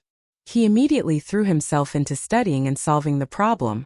The problem left by the headmaster of the academy was too difficult. It seemed that there were only 3 correct answers, but no matter which one it was, it required a lot of courage. Some of the answers could be seen clearly, but found that there was an extremely complicated code attached to the answer. With his current state and ability, it was impossible for him to solve the code, because the code vaguely pointed to the origin of the world and the composition of nature. It was also at this time that he thought of the old woman in the blue robe in the front yard of the academy. In the mathematics question of the academy's entrance exam, Xie Chongyun first used the method of exhaustion and got an almost infinite number. However, Ning-Ke directly got the result at one glance, so he got the only A+. Ning-Ke was very good at studying, or rather, he was good at taking exams. Exams like mathematics were often a showcase of one's talent. Therefore, he had always looked down on his peers who did not know how to use formulas and answer questions. They only knew how to do calculations. But now he did not have a ready-made formula, nor could he find any skills, so he could only pick up the stupid method that he used to look down on and try to solve it by force. Solving by force was exhaustion. The so-called exhaustion was complete induction, trying the answers one by one. As long as he had enough time and patience, he would eventually find the only correct code. Ning-Ke tried to solve the inhibition of the cliff cave by force, but there was a small difference from solving the code. This was because he needed to find the characteristics of countless kinds of chi of heaven and earth, and to model the Great Spirit in his body into them. This was equivalent to finding countless passwords and then combining them together. Only in this way could he see the final answer. This method was very violent and beautiful, but in fact it was very clumsy and helpless. The word exhaustion in exhaustion was a characteristic of this method. However, from another perspective, it could also be understood as the solver had exhausted all of his wisdom, and could not find any other way to solve the problem. That was why he used this method in an extremely sad and sorrowful manner. In the following days, Ninkei began to use the exhaustion method to analyze and simulate the qi of heaven and earth. He did not know how many kinds of qi there were, but he did not rush to touch the inhibition, because he was very clear that this must be an extremely complicated and even magnificent project. Not to mention 3 months, even 300 years would not be enough to see the result. But he still kept trying, because he had only given himself 3 months. If he did not put in his best efforts in these 3 months, he would have a lot of regrets when he remembered that he had destroyed the Great Spirit in the past. Ninkei became more and more silent in the cliff cave. He did not have time to comb his hair, which scattered behind him, making him look a little depressed.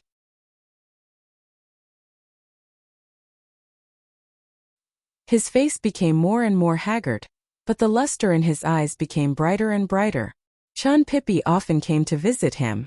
Looking at him now, he could not bear to let him torture himself like this, nor could he bear to let him give up halfway. So he just stayed silent like him.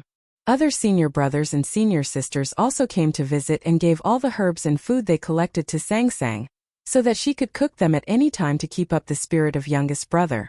Tang Xiaotang cultivated with Yu Lian, but she was still miserable. She held Song Song's hand and complained when she could occasionally play on the cliff. But when she looked at Ninkei in the cave, she felt a little ashamed. Just like that, the days passed day by day, and spring gradually deepened. Chapter 3. Try to get out before 1. To be continued. If you like this work, please come to Qidian.com to vote for me. Your support is my greatest motivation.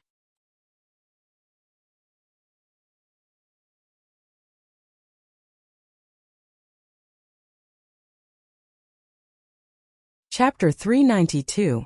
Ninkei, who was in the cliff cave, had no chance to get close to the new wildflowers in the fields. Fortunately, he could often see bouquets of flowers in the cave. Sang Sang would return to Chang, and every once in a while to talk to her parents in the scholar's mansion. But she refused to stay overnight and would rush back to the academy on the same day.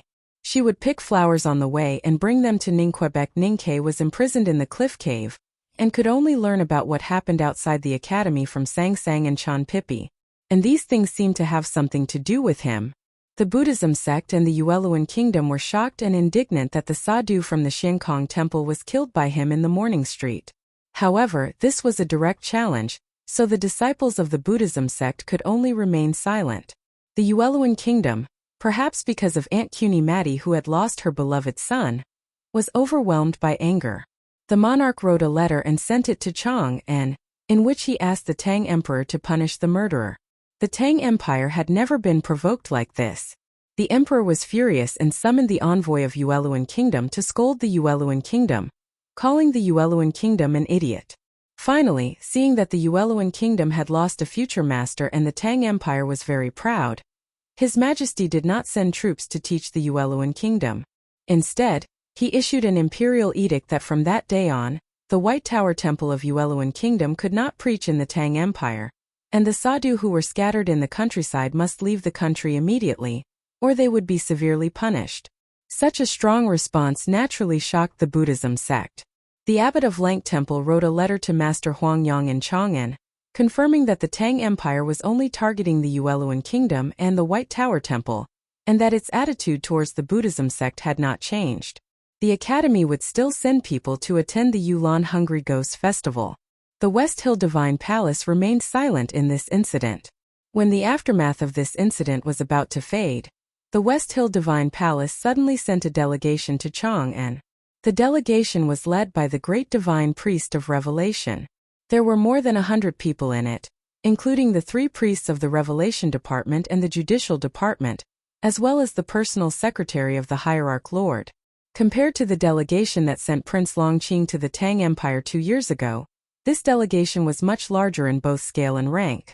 The Great Divine Priest of Revelation was one of the 3 Great Divine Priests of the West Hill Divine Palace.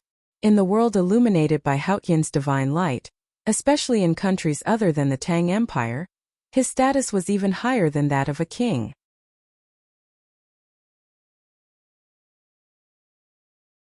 For a bigwig like the Great Divine Priest of Revelation, Even if he left the Peach Mountain and left the West Hill, he would usually quietly cultivate in the secular world. He would rarely appear in front of the world, let alone visit other countries. The destination of the great divine priest of revelation this time was the Tang Empire, which was the only country in the world that dared to talk to the West Hill on an equal footing. It immediately caused a tidal wave of shock in the world. The royal families of the South Jin Kingdom, Yueluan Kingdom, Yin Kingdom, Song Kingdom, and Great River Kingdom were all nervously guessing the real intention of the West Hill Divine Palace.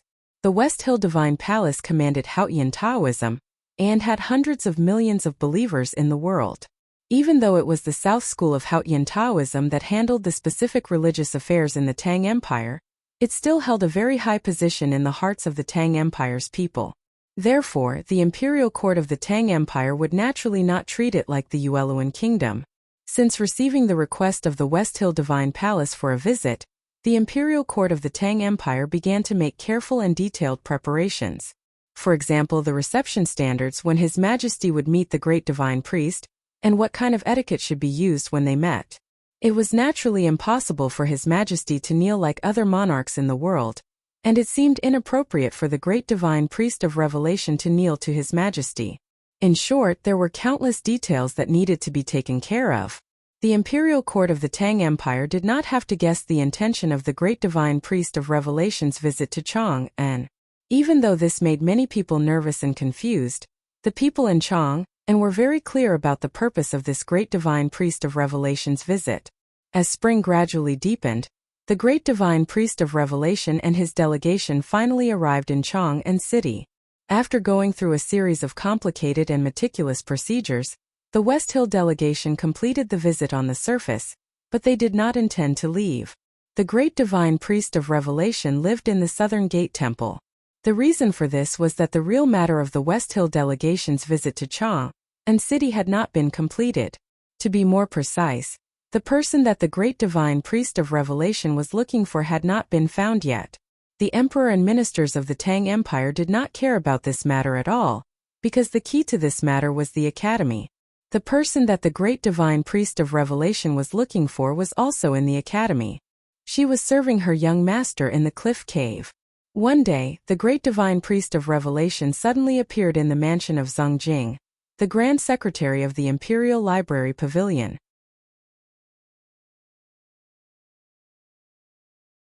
Even though Zhang Jing was a first-grade Grand Secretary of the Tang Empire, he was so excited that he almost fainted when he suddenly found the great divine priest of West Hill, who was highly respected by the believers of Haotian, in front of him. One day later, the priest of the Revelation Department, Chang Lixue, tentatively asked Li Qingshan, the nation master of the Tang Empire, if the great divine priest of revelation wanted to enter the academy to visit the headmaster of the academy. After thinking for a while, Li Qingshan agreed to ask him in the academy. Half a day later, Li Qingshan brought back some bad news for the West Hill delegation. The headmaster of the academy said that if the great divine priest of revelation wanted to visit the academy, it would not be a problem. After all, Li Qingshan had been here before. However, if you wanted to do that thing, then it would be meaningless even if you saw me. Because whether the little girl went to West Hill or not, her parents could not control it, and neither could I. The person who could control it would not know when he would come out. If the West Hill delegation just stayed in Chang'an City, especially the great divine priest of revelation, as time went by, the countries would become more and more anxious, and things would become a little awkward. Fortunately, at this time, the long-arranged event finally happened in the northern wilderness according to the original plan. It successfully attracted everyone's attention, and they forgot about the West Hill delegation in Chang'an City. Under the edict of the West Hill Divine Palace, the allied forces of the countries in the Central Plains went deep into the wilderness and met with the cavalry of the left king's palace in the grassland. They launched an attack on the Desolate Man's tribe that had just moved south from the cold region of the far north for a year. The main force to attack the Desolate Man's tribe was the cavalry of the left king's palace and the army of the Yin Kingdom. The most powerful northeast border military of the Tang Empire was strangely responsible for bringing up the rear and providing logistics. When the cavalry of a tribe in the left king's palace rebelled because of the uneven distribution of resources, the northeast border military of the Tang Empire, which had been silent for a long time, rushed hundreds of miles and used a night to suppress the rebellion. Then, all the men of the rebellious tribe lost their heads. The battle with the desolate man was very bloody and tragic. However, when people saw the battle report, they found that the most bloody and tragic scene still happened in the hands of General Xiahou. This great General Xiahou, who was known for his ruthlessness and strength, continued to seize military exploits one after another, winning wave after wave of praise from the great Tang court.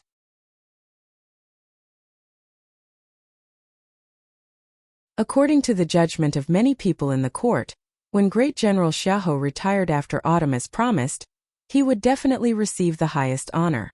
Lu Yiqing had been sitting on the futon outside the side door of the academy for more than 2 months. He was covered in dust and looked haggard, but his eyes were extremely bright. After talking to the old woman in the blue robe of the academy, he sat on the futon and meditated for 3 days and 3 nights.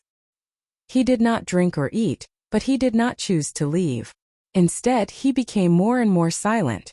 It was also when he opened his eyes again that his eyes became brighter, like a sharp sword that had been washed by spring water, rippling with a sense of clarity. Even when he was meditating, his state actually increased. Many people in the cultivation world were watching the side door of the academy. Many people already knew that Ning Kei's retreat was to cultivate talisman and martial arts at the same time. No one had heard of what it meant to cultivate talisman and martial arts at the same time, and few people believed that anyone could do it.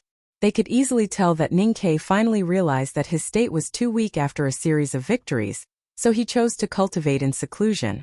In the West Hill Divine Kingdom, because the great divine priest of revelation had left with the diplomatic corps, and because of the rebellion of the divine priest of light, which had been buried in the darkest depths of the scriptures, Peach Mountain seemed a little lonely. And the Jishou Abbey, which was far away in the deep mountains, was already used to this kind of loneliness.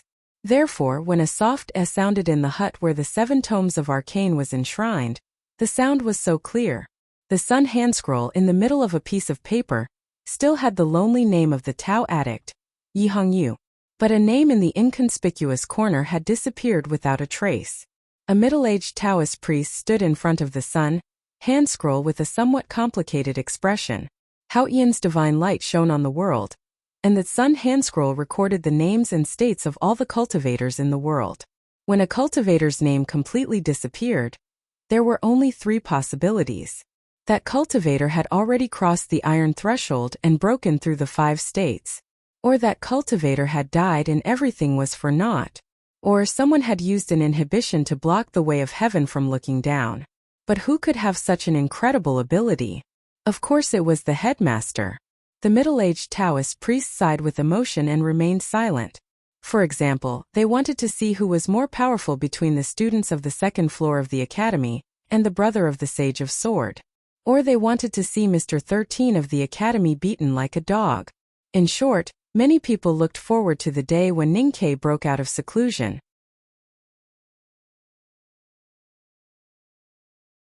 The West Hill Diplomatic Corps in Chang, and the great divine priest of revelation who was meditating in the Southern Gate Temple were also waiting for him to come out. But no one thought that Ning Kei might not come out in this lifetime. It was already late in the spring. The wisteria in the roofed corridor on the cliff plateau was lush and green, blocking all the sunlight, making the entrance of the cave extremely quiet. Light purple flowers were in full bloom between the branches, extremely beautiful. Ning Kei walked to the entrance of the cliff cave and casually tied up his loose hair. He leaned against the stone wall and looked at the greenery in front of him and the green fields beyond the clouds in the distance. He said, "Only a destitute and desperate person with no passion for life can torture himself like this. So this is what it means to exhaust oneself." Sang Sang walked to him and looked at the hanging purple flowers in the roofed corridor. She thought that her daily care had finally paid off. She said happily, "I heard that the fruits will be more beautiful in autumn. Those fruits are long like beans and the stew is delicious." Ning Kei said, "Autumn? Then we definitely won't be able to see it." Sang Sang suddenly froze and asked in surprise, "Young master, can you go out now?" Ning Kei said with a smile, "The meat has been stewed. The only thing left is to add the beans and stew it. It's almost ready. Today's 3 chapters have cost me 11,000 yuan. But I have to continue writing. There must be more, but it will definitely be early in the morning. Don't wait for me. Go to sleep. To be continued. If you like this work, please come to Chidian.com to vote for me. Your support is my greatest motivation.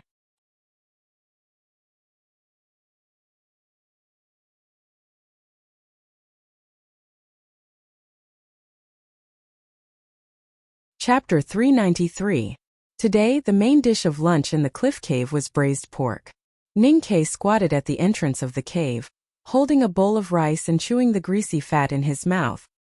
He looked at the clear view of the precipice and asked vaguely. Chun Pippi used to come and snatch food whenever he smelled the fragrance of the meat, but recently he came less often than before. Even if he came, he would leave in a hurry after a short while. What on earth is he busy with? Sang Sang pushed aside the braised pork in the pot with a spatula, leaving only the gravy soaking in the white rice. She took the bowl and squatted down beside him. After thinking for a while, she said, I don't know either. But the day before yesterday, Tang Xiaotang mentioned that he often helped her solve her problems in cultivation recently. Ning-Ke was startled and remembered the conversation about the beast 2 months ago. He sneered and said, solve her cultivation problems? My teacher asked him to help me, not to help that little girl. Taoism and the devil's doctrine are always the same. Let me ask you, who was the beast in the back of the mountain today? Sang Sang didn't understand what he was talking about. Ning-Ke suddenly looked at her and asked, I heard that the great divine priest of revelation has been to the Grand Secretary's mansion? Sang Sang nodded and continued eating. Ning-Ke asked again, so you didn't go back to the Grand Secretary's mansion this time? Sang Sang lowered her head and hummed. Ning-Ke looked at her slightly black forehead and asked in a low voice, what do you think about this? Look at the divine hall's behavior. They really take you, the successor of the divine priest of light, seriously. I have never heard of any successor of the divine priest being so valued by the divine hall. They even sent a great divine priest to pick you up. Sang Sang said, young master, what do you think about this? Ning-Ke said after a moment of silence, although I don't like the West Hill Divine Palace and have never imagined that you would really become the great divine priest of light, I still think it is ridiculous. But if there is such a chance, I have to admit that it is very glorious and powerful. It will be a pity to miss it. Sang Sang suddenly put down the rice bowl in her hand and looked at him seriously and said, now it seems that we should think more about how to break through than these small things. The stupid bird finally flew into the forest first, and the stupid man finally got his reward. After racking his brains for dozens of days, Ning-Ke once again showed incredible perseverance and patience in the face of a desperate situation. Just like when he walked out of Min Mountain, climbed the old library, and comprehended talismans in the storm, he completed the seemingly impossible task and successfully mastered all the essential characteristics of the aura of heaven and earth.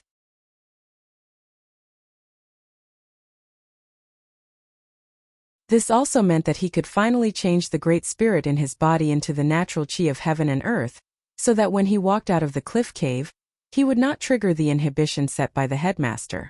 He was confident that he could do it. It was also because of this confirmation that when he failed again and was shaken back into the cliff cave by the restriction, his face became extremely pale, and a rare emotion similar to despair appeared on his face. His judgment was right. The aura left by the headmaster at the entrance of the cliff cave did not react to the great spirit in his body. However, to his surprise, when his right foot was about to step over the line, his body suddenly hit an invisible but indestructible wall. Why was that? In the depths of the cliff cave, Ning-Ke hugged his head and curled up between his knees. It took him a long time to suppress the despair and thoughts of abandoning himself in his heart, and he began to think seriously again. Suddenly he understood, but he was really in despair. The aura left by the headmaster at the entrance of the cliff cave would trigger the inhibition once it sensed the great spirit or the unnatural chi of heaven and earth. It would simply summon the endless chi of heaven and earth between the cliffs, and then condense into a violent sea, swallowing anyone who tried to break through. And when no one with the unnatural chi of heaven and earth tried to pass through the inhibition, the aura left by the headmaster would become a wall, a fence. Compared to the violent sea of chi of heaven and earth, the aura did not seem that scary, but it was, after all, the aura left by the headmaster. How could it be that easy to pass through? Perhaps it was really easy. Even with Ninkei's cultivation at the lower level of the see-through state, he could still pass it. This was because he had the Great Spirit, and he had learned the method of cultivating qi recorded at the end of the book, Examination of the Origin. As long as he could cultivate the Great Spirit in his body to a majestic level, or even a little more vigorous, he could probably break through the wall left by the headmaster. In other words, he was just short of one breath, the Great Spirit. However, the more powerful the Great Spirit in his body, the more dangerous it would be to trigger the inhibition when passing through the cliff cave. Once the inhibition was triggered, the sea of qi of heaven and earth would become more violent. He could indeed turn all the Great Spirit in his body into the natural qi of heaven and earth, but it had already exhausted him for 3 months, not to mention a larger amount of Great Spirit. He really did not have the energy and determination to repeat the process that he had repeated countless times. It was precisely because of this that Ninkei had stopped cultivating the Great Spirit in the past 2 months.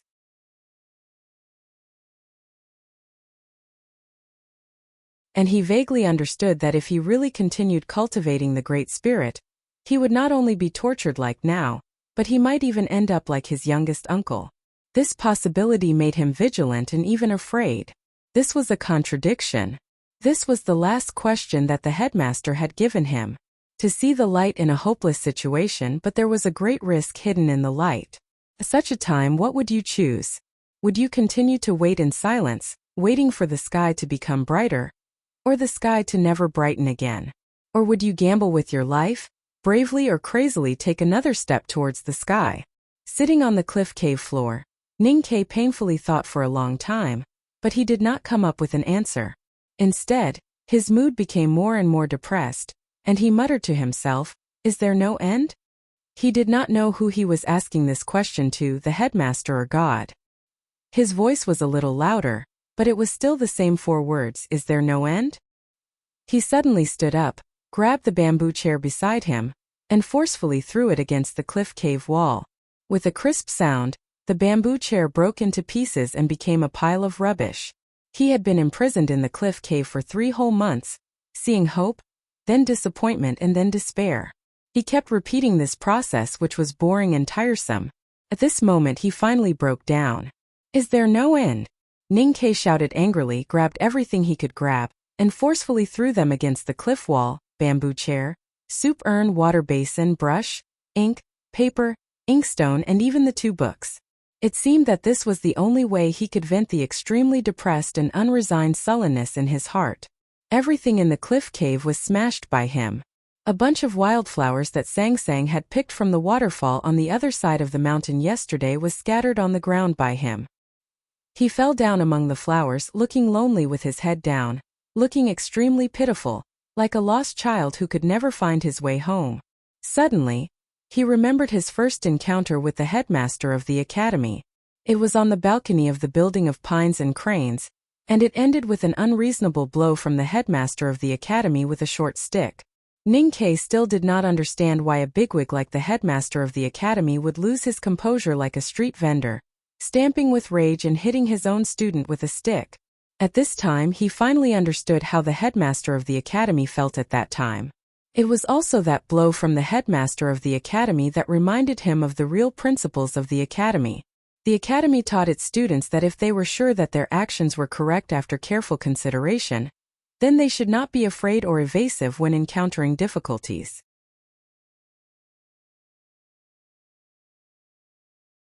Instead, they should move forward bravely and use all means to uphold their own principles.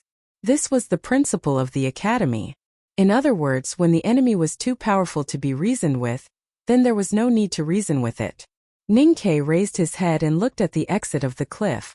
At this moment, he did not think of any predecessor, because the only predecessor on this path was youngest uncle, and youngest uncle had finally walked down the path of destruction.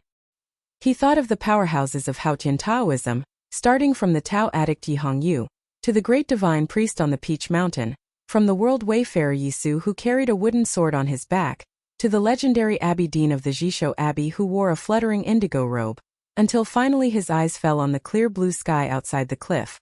"I will continue to cultivate the Great Spirit and I will try again. I don't care if I will trigger the inhibition set by you, teacher. And I don't care what I might encounter in the future. He murmured, because I don't want to stay here anymore. I want to go out. Fuck you.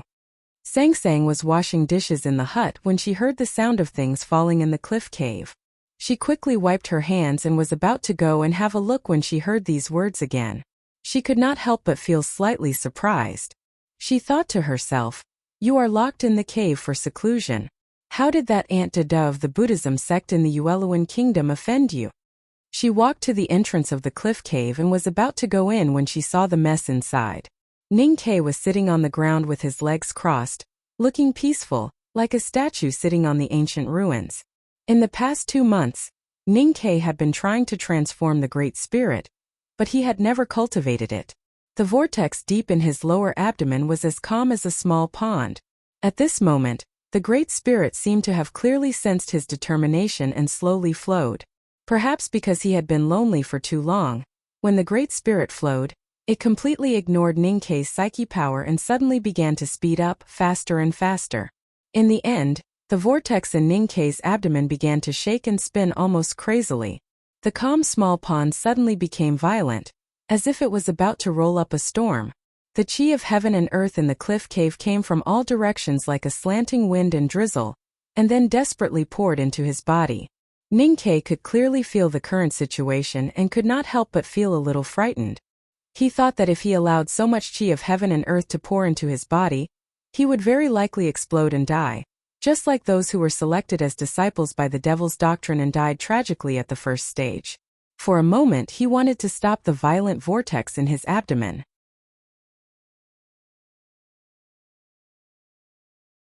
But he did not know whether it was because he could not stop, or because he was so eager to regain his freedom that he wanted to risk his life to bear the consequences of this sudden situation. Anyway, he did not sit down. Feeling the chi of heaven and earth continuously pouring into his body, Ning Ke's face turned slightly pale and his body trembled slightly. But he still sat firmly on the ground with his legs crossed and did not move at all. The breeze between the cliffs seemed to have sensed the abnormality in the cliff cave and swept over with a whistling sound. It turned into a gale with wind and gravel, passing through the cliffside huts and roofed corridors and directly pouring into the cave.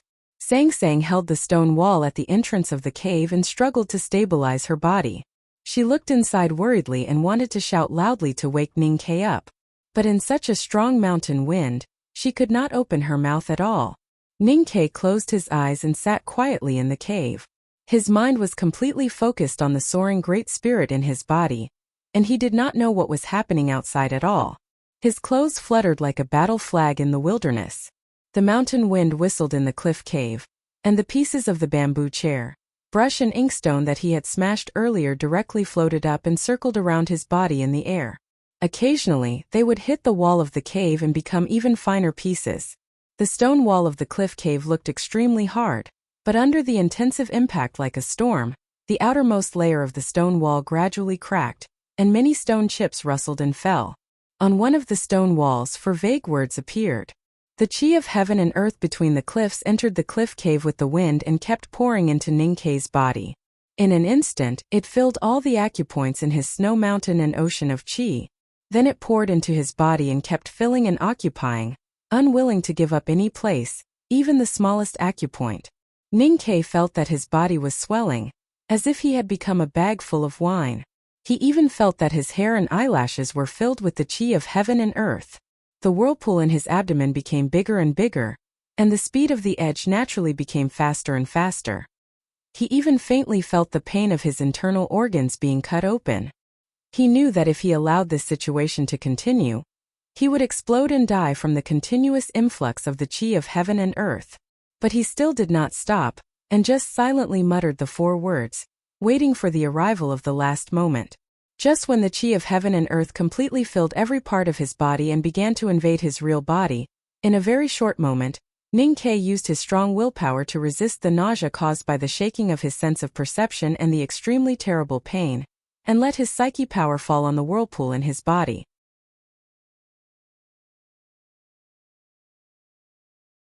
For many years, he had been constantly meditating because he wanted to cultivate.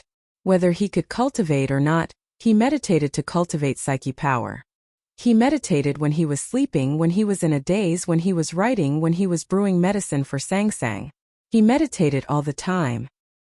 He had paid a perseverance and desire that ordinary cultivators could not bear. So after he could cultivate, he had an abundant psyche power that ordinary cultivators could not imagine. So when the chi of heaven and earth had poured into his sense of perception, squeezing out the last bit of space and dispersing almost all of his psyche power, he could still maintain the last bit of clarity and psyche power. When the psyche power fell, a light suddenly flashed in Ninkei's already muddled sense of perception. The light was like lightning, and it woke him up instantly. He thought of the simple aura left by the headmaster at the cliff cave. That simple aura could summon all the chi of heaven and earth between the cliffs, and then compress and condense it into a square rain sea, isolating the cliff cave from the outside world. Since the chi of heaven and earth could be compressed, then the chi of heaven and earth in his body could also be compressed. The 3 months that he was imprisoned in the cliff cave turned into countless images that quickly flashed in front of his eyes.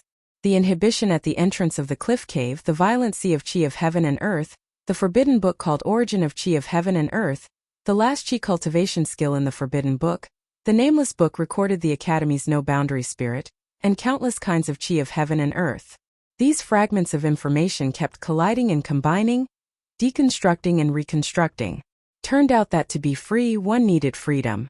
Ninkei no longer worried about whether his body would explode, nor did he care about the dizziness and pain.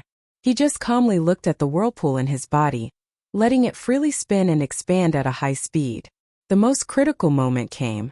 The majestic chi of heaven and earth occupied Ninkei's body. At this moment, a wonderful scene happened. The rapidly expanding Great Spirit whirlpool that was about to break through space seemed to have become a little thin because of the extreme expansion. Although it would soon be filled by new chi of heaven and earth, at that moment, the number of the whirlpool itself seemed to be unable to resist the gravity of the center of the whirlpool, and there was a slight tremble. Then the whirlpool began to shrink.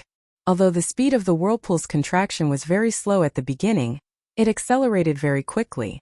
In a split second, it had actually shrunk to only half of its original size. This was no longer a contraction, but a collapse.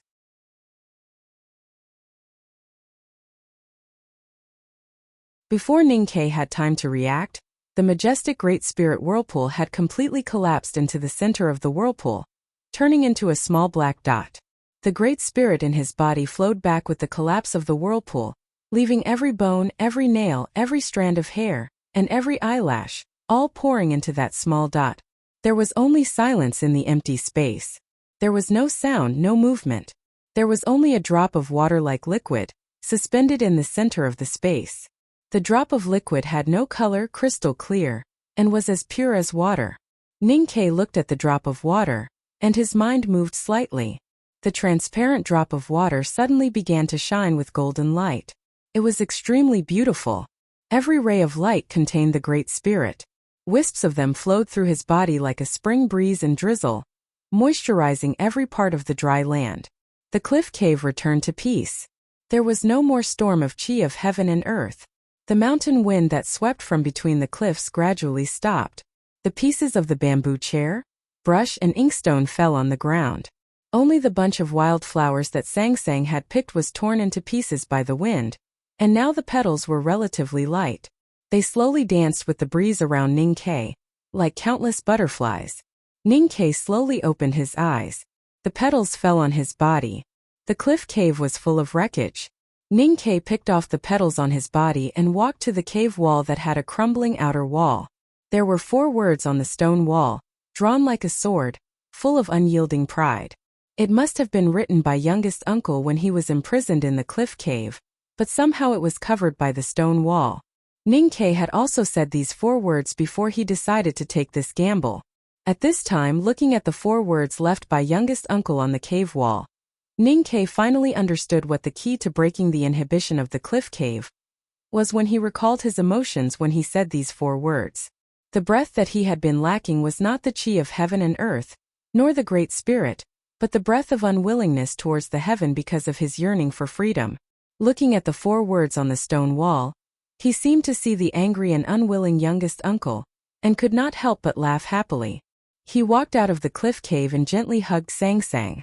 Then he walked to the edge of the cliff, looking at the cliffs, the flowing clouds, the bottomless abyss, and the blue sky in front of him. He put his hands behind his waist and shouted, "Fuck you. I am already in a state of idiocy to write a chapter on canvassing votes at this time. If you like this work, please come to Chidyan.com to vote for me. Your support is my biggest motivation."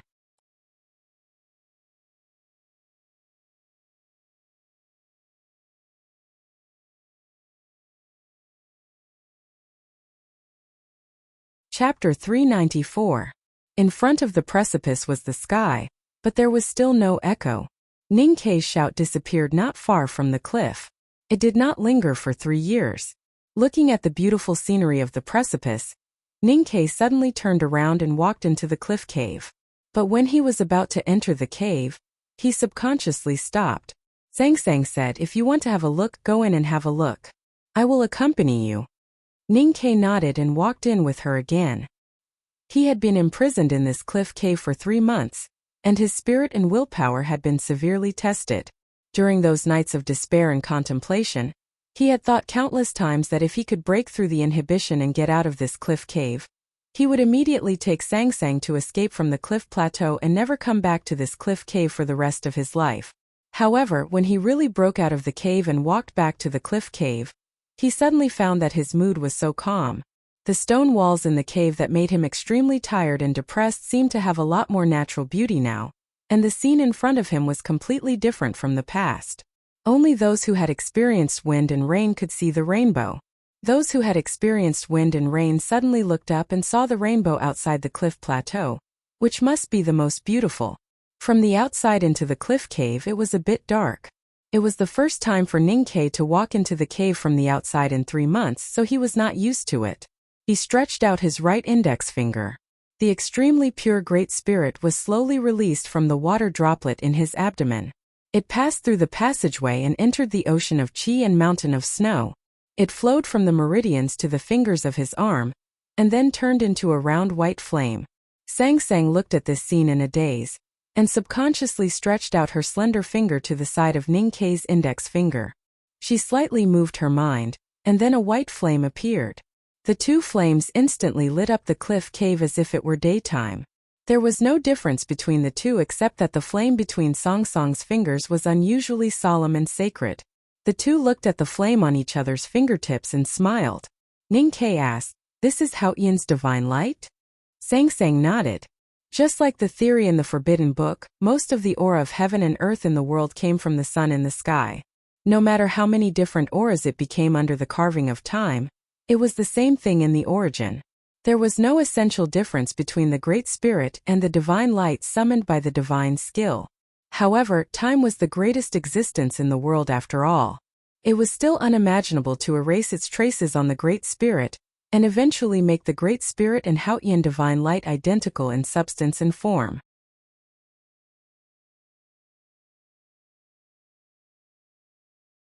Koharan had done it back then. He had cultivated the Great Spirit to the extreme, so he no longer needed to simulate all kinds of chi of heaven and earth. Instead, he cultivated all the chi of heaven and earth in his body into the purest existence. When all the colors of light fused together, it became transparent and colorless sunlight. All the chi of heaven and earth fused together and became transparent and colorless sunlight. The sunlight was the Haoyan divine light. The only difference between the Great Spirit of the peak realm and the Haoyan divine light was that it lacked the majestic and sacred aura given by the way of heaven. However, the Great Spirit had more aura than the Haoyan divine light. The divine light belonged to Haoyan and was only given to the immortal cultivators. The Great Spirit, on the other hand, belonged to the cultivators themselves and had their own pride and integrity. Other than these subtle but irreconcilable differences, the Great Spirit of the peak realm and the Haoyan divine light were essentially the same. The Haoyan divine light could transform into countless kinds of chi of heaven and earth. Therefore, when the powerhouses of the West Hill Divine Palace cultivated the divine skills to the peak, they could often understand all kinds of skills. The same was true for the Great Spirit. That was why the youngest uncle Koharan could understand all kinds of skills when he understood the divine skills of the West Hill. He did not even need to learn. He only needed to take a look, and he could understand the mystery of the West Hill divine skills. He carved thousands of sword marks on the stone walls of the Devil's Doctrine, and built a confinement array with the Great Spirit in the sword marks. Ninkei looked at the round ball of light on his finger and understood everything. Of course, he had not cultivated the Great Spirit to the terrifying state that the youngest uncle had in the past. However, he had understood this principle and could do some of it. After 3 months of isolation in the cliff cave, he finally found the answer in order to solve the problem left by the headmaster of the academy. In the process, he also gained a lot of benefits. In addition to the changes in the Great Spirit, the most important thing was that he seemed to see some of the most basic structures of the Haotian world. He even vaguely saw the nirvana that he had never dreamed of. These were all extremely precious treasures, and these treasures would continue to support and help him in his long cultivation career in the future, so that he could go further. Because he was clear about this, Ninkei had a deeper understanding of the words that the second brother had told him twice about the connection between fate and perseverance. At this moment, Ninkei seemed to be proud, but he did not look proud at all.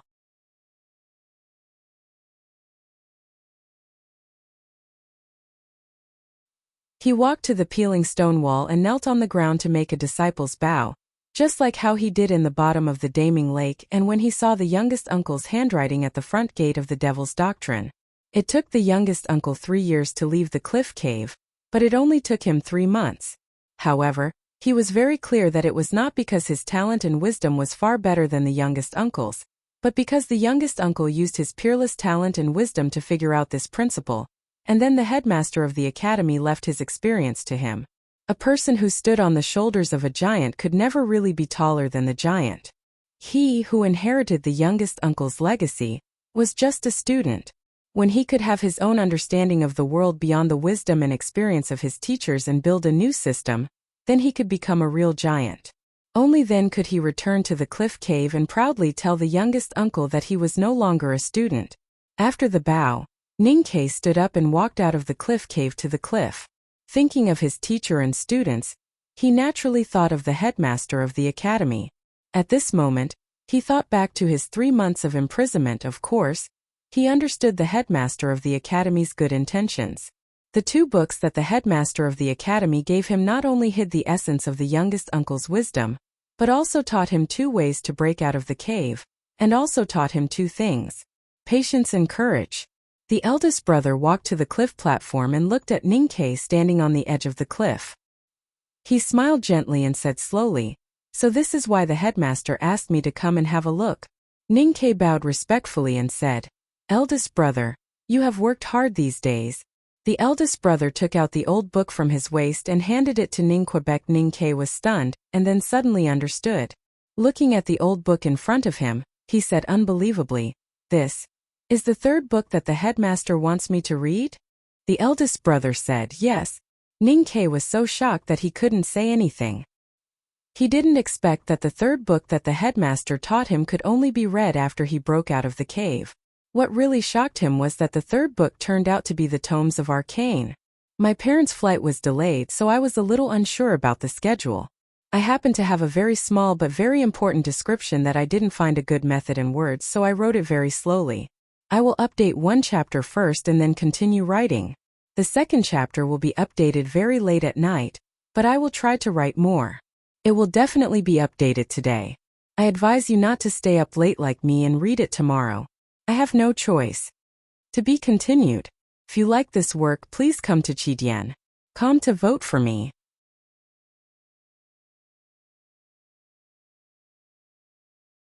Your support is my greatest motivation.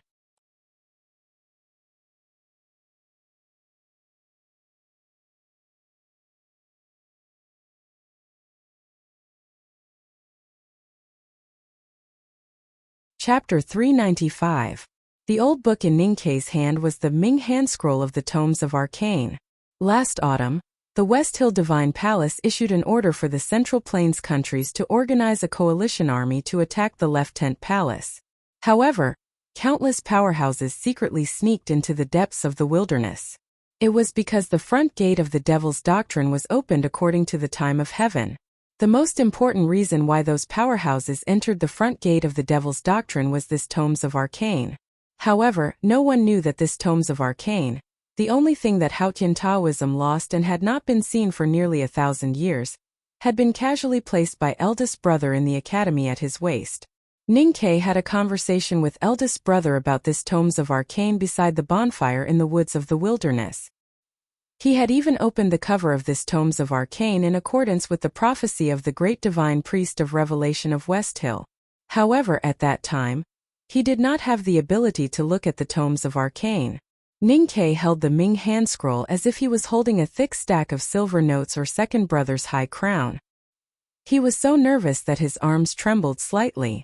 "Senior brother, I really don't dare to look at it." Eldest brother looked at him and said with a smile, "Since the headmaster asked me to send this book to you after you broke through, you should be able to understand some of it now. You should know that this is the most special of the 7 Tomes of Arcane. Try your best to understand as much as you can. I believe there will be some benefits." Ningke recalled the horrible pressure he felt when he opened the Ming hand scroll of the Tomes of Arcane in the wilderness.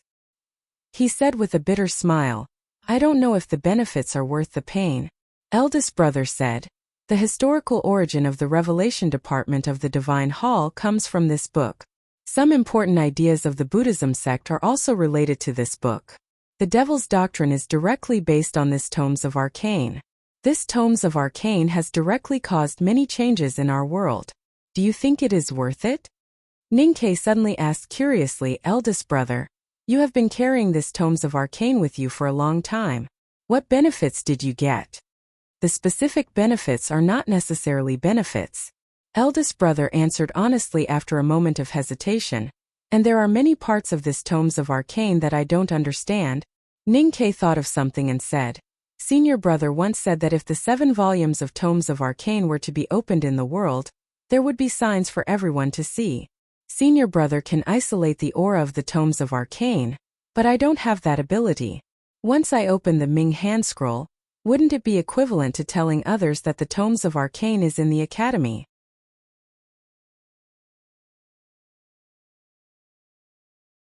The eldest brother looked at the cliff cave. Ningke immediately understood. Walking into the cliff cave, Sang Sang had already cleaned the ground in advance. Ningke sat cross-legged and calmed his mind. Then, without hesitation, he reached out and slowly opened the cover page of the Ming hand scroll of the Tomes of Arcane. When his fingers opened the cover, an extremely calm and tranquil aura emerged from the yellowish paper and began to spread throughout the cave. The aura of the Ming hand scroll of the Tomes of Arcane did not belong to the mortal world. Naturally, it would drift towards the vault of heaven. If this aura was allowed to touch the vault of heaven, it would reveal a sign that could be seen by everyone in the mortal world in a peculiar way. From then on, it would announce its opening to the mortal world. Ningke did not know what method eldest brother used to hide the tranquil aura that could not be found in the human world when he read the Tome of Arcane. However, when he opened the Tome of Arcane today, he was not worried that the powerhouses in the world would discover the Tome of Arcane. This was because he was reading in the cliff cave, and the cliff cave was protected by the inhibition set by the headmaster. As expected, the tranquil aura emitted from the Ming hand scroll could not blend with the aura emitted by anything in the cliff cave. It floated out of the cave indifferently but determinately. At the entrance of the cliff cave, the aura of the Ming hand scroll met the aura left by the headmaster. When the two auras met, there was no earth-shattering scene. There was not even a feeling of repulsion. They just stared at each other in silence and then gradually quieted down. In the context of some counties in the Tang Empire, the phrase reading the Tome of Arcane was often used to describe the gap between the reader and the object of the reading. It was impossible for the reader to understand anything. After being imprisoned on the cliff for 3 months, Ningke's state had improved and his spirit and temperament had improved by leaps and bounds. However, there was still a huge gap between him and the Ming hand scroll of the Tomes of Arcane that had become a legend. However, it was also because of the 3 months of hard cultivation and mental polishing that he managed to control the violent shaking of his sense of perception with great difficulty after opening the Ming hand scroll. Finally, he could truly look at the slightly yellowed paper. Today, he still could not truly understand the Tomes of Arcane. However, at least he could clearly see the handwriting on the page and remember some mysterious sentences. It was only because the tranquil aura of the tomes of arcane did not naturally blend with the human world that the sentences became more and more fragmented in his mind. After a while, Ning-Ke reached out and closed the cover page of the Ming hand scroll without hesitation.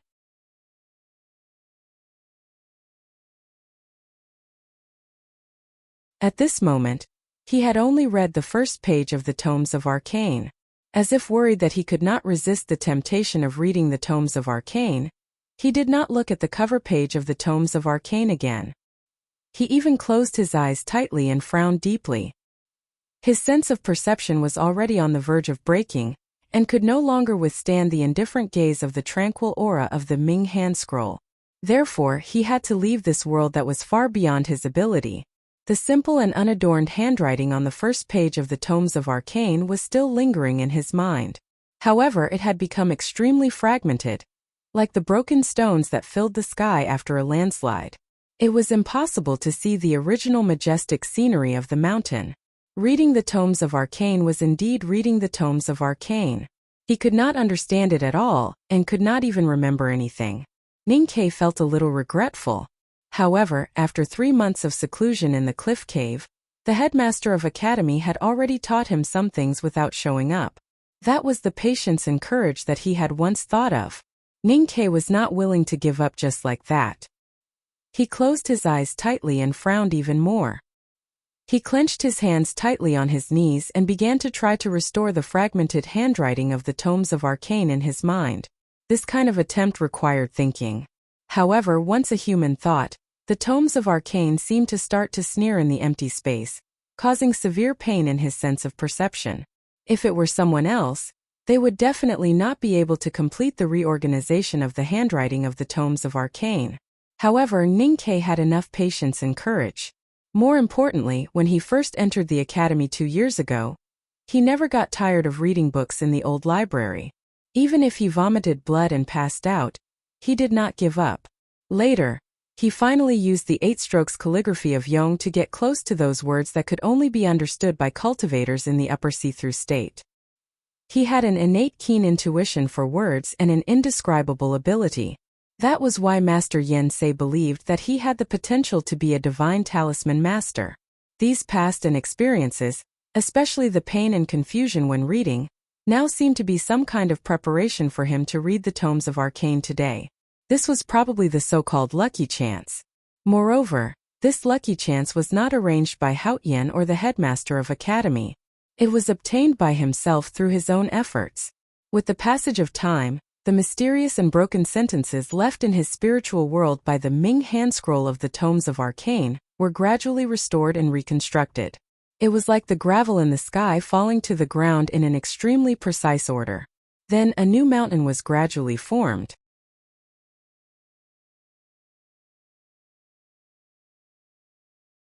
Ning-Ke finally remembered a few words on the first page of the tomes of arcane. The first sentence at the beginning was, "The wise are the sun and the moon." The cycle of the sun and the moon, the fusion of light and darkness, is the law of nature. The law of nature is the Tao. Tao develops the law. When the law enters the end, the night comes and the moon appears. Ning-Ke did not understand what these words in the tomes of arcane meant, but he felt an unprecedented chill and fear. Especially when he thought of a certain key point, he suddenly woke up. He looked up at the cliff cave and found it was already late at night. Then he realized that he had been thinking for a long time unconsciously. The tomes of arcane on his knees had disappeared. An eldest brother and Sang-Sang were nowhere to be found. Above the cliff at night, the sky was full of stars, but there was no moon. Ning-Ke had seen the moon. In this world, he missed the moon countless times, whether it was as round as a silver plate or as curved as a delicate eyebrow. However, he had never seen it again. So he was very sure that there was no moon in this world, and even people in this world did not know what the moon was. Then why was there a moon in the Ming hand scroll? The words on the first page of the tomes of arcane seemed to be some kind of prophecy. The more Ning-Ke thought about it, the colder he felt. So after a while, he noticed the back of the tall figure at the edge of the cliff. The moment he saw the back of the tall figure, a warm current flowed into Ning-Ke's body, turning all the confusion, fear and uneasiness into the fragrance of flowers and leaves in late spring. Ninkei stood up and rubbed his numb knees. He walked out of the cliff cave and came to the edge of the cliff. He knelt behind the tall figure and kowtowed heavily. Now he had long understood the painstaking efforts of the headmaster to imprison him in the cliff cave. Hearing the sound of Ninkei kowtowing, the headmaster did not turn back. He looked at the stars in the night sky, which were like jewels inlaid in black velvet, and suddenly asked, "How many sentences do you understand?" After a moment of silence, Ninkei repeated the few sentences he remembered from the Ri hand scroll. The Ming character is the sun and the moon. The Ming hand scroll talks about the cycle of the sun and the moon. The cycle of the sun and the moon, the fusion of light and darkness. The headmaster frowned and said, "But what is the moon?" Ninkei did not speak. The headmaster slowly turned around. His figure looked especially tall in the cliff shrouded in darkness. Ninkei looked at his teacher and felt that he had seen him somewhere before. The headmaster looked at him and suddenly said, "On the balcony of the building of pines and cranes, you said that I was a pitiful old man." Ninkei smiled awkwardly and wanted to explain. The headmaster did not let him explain.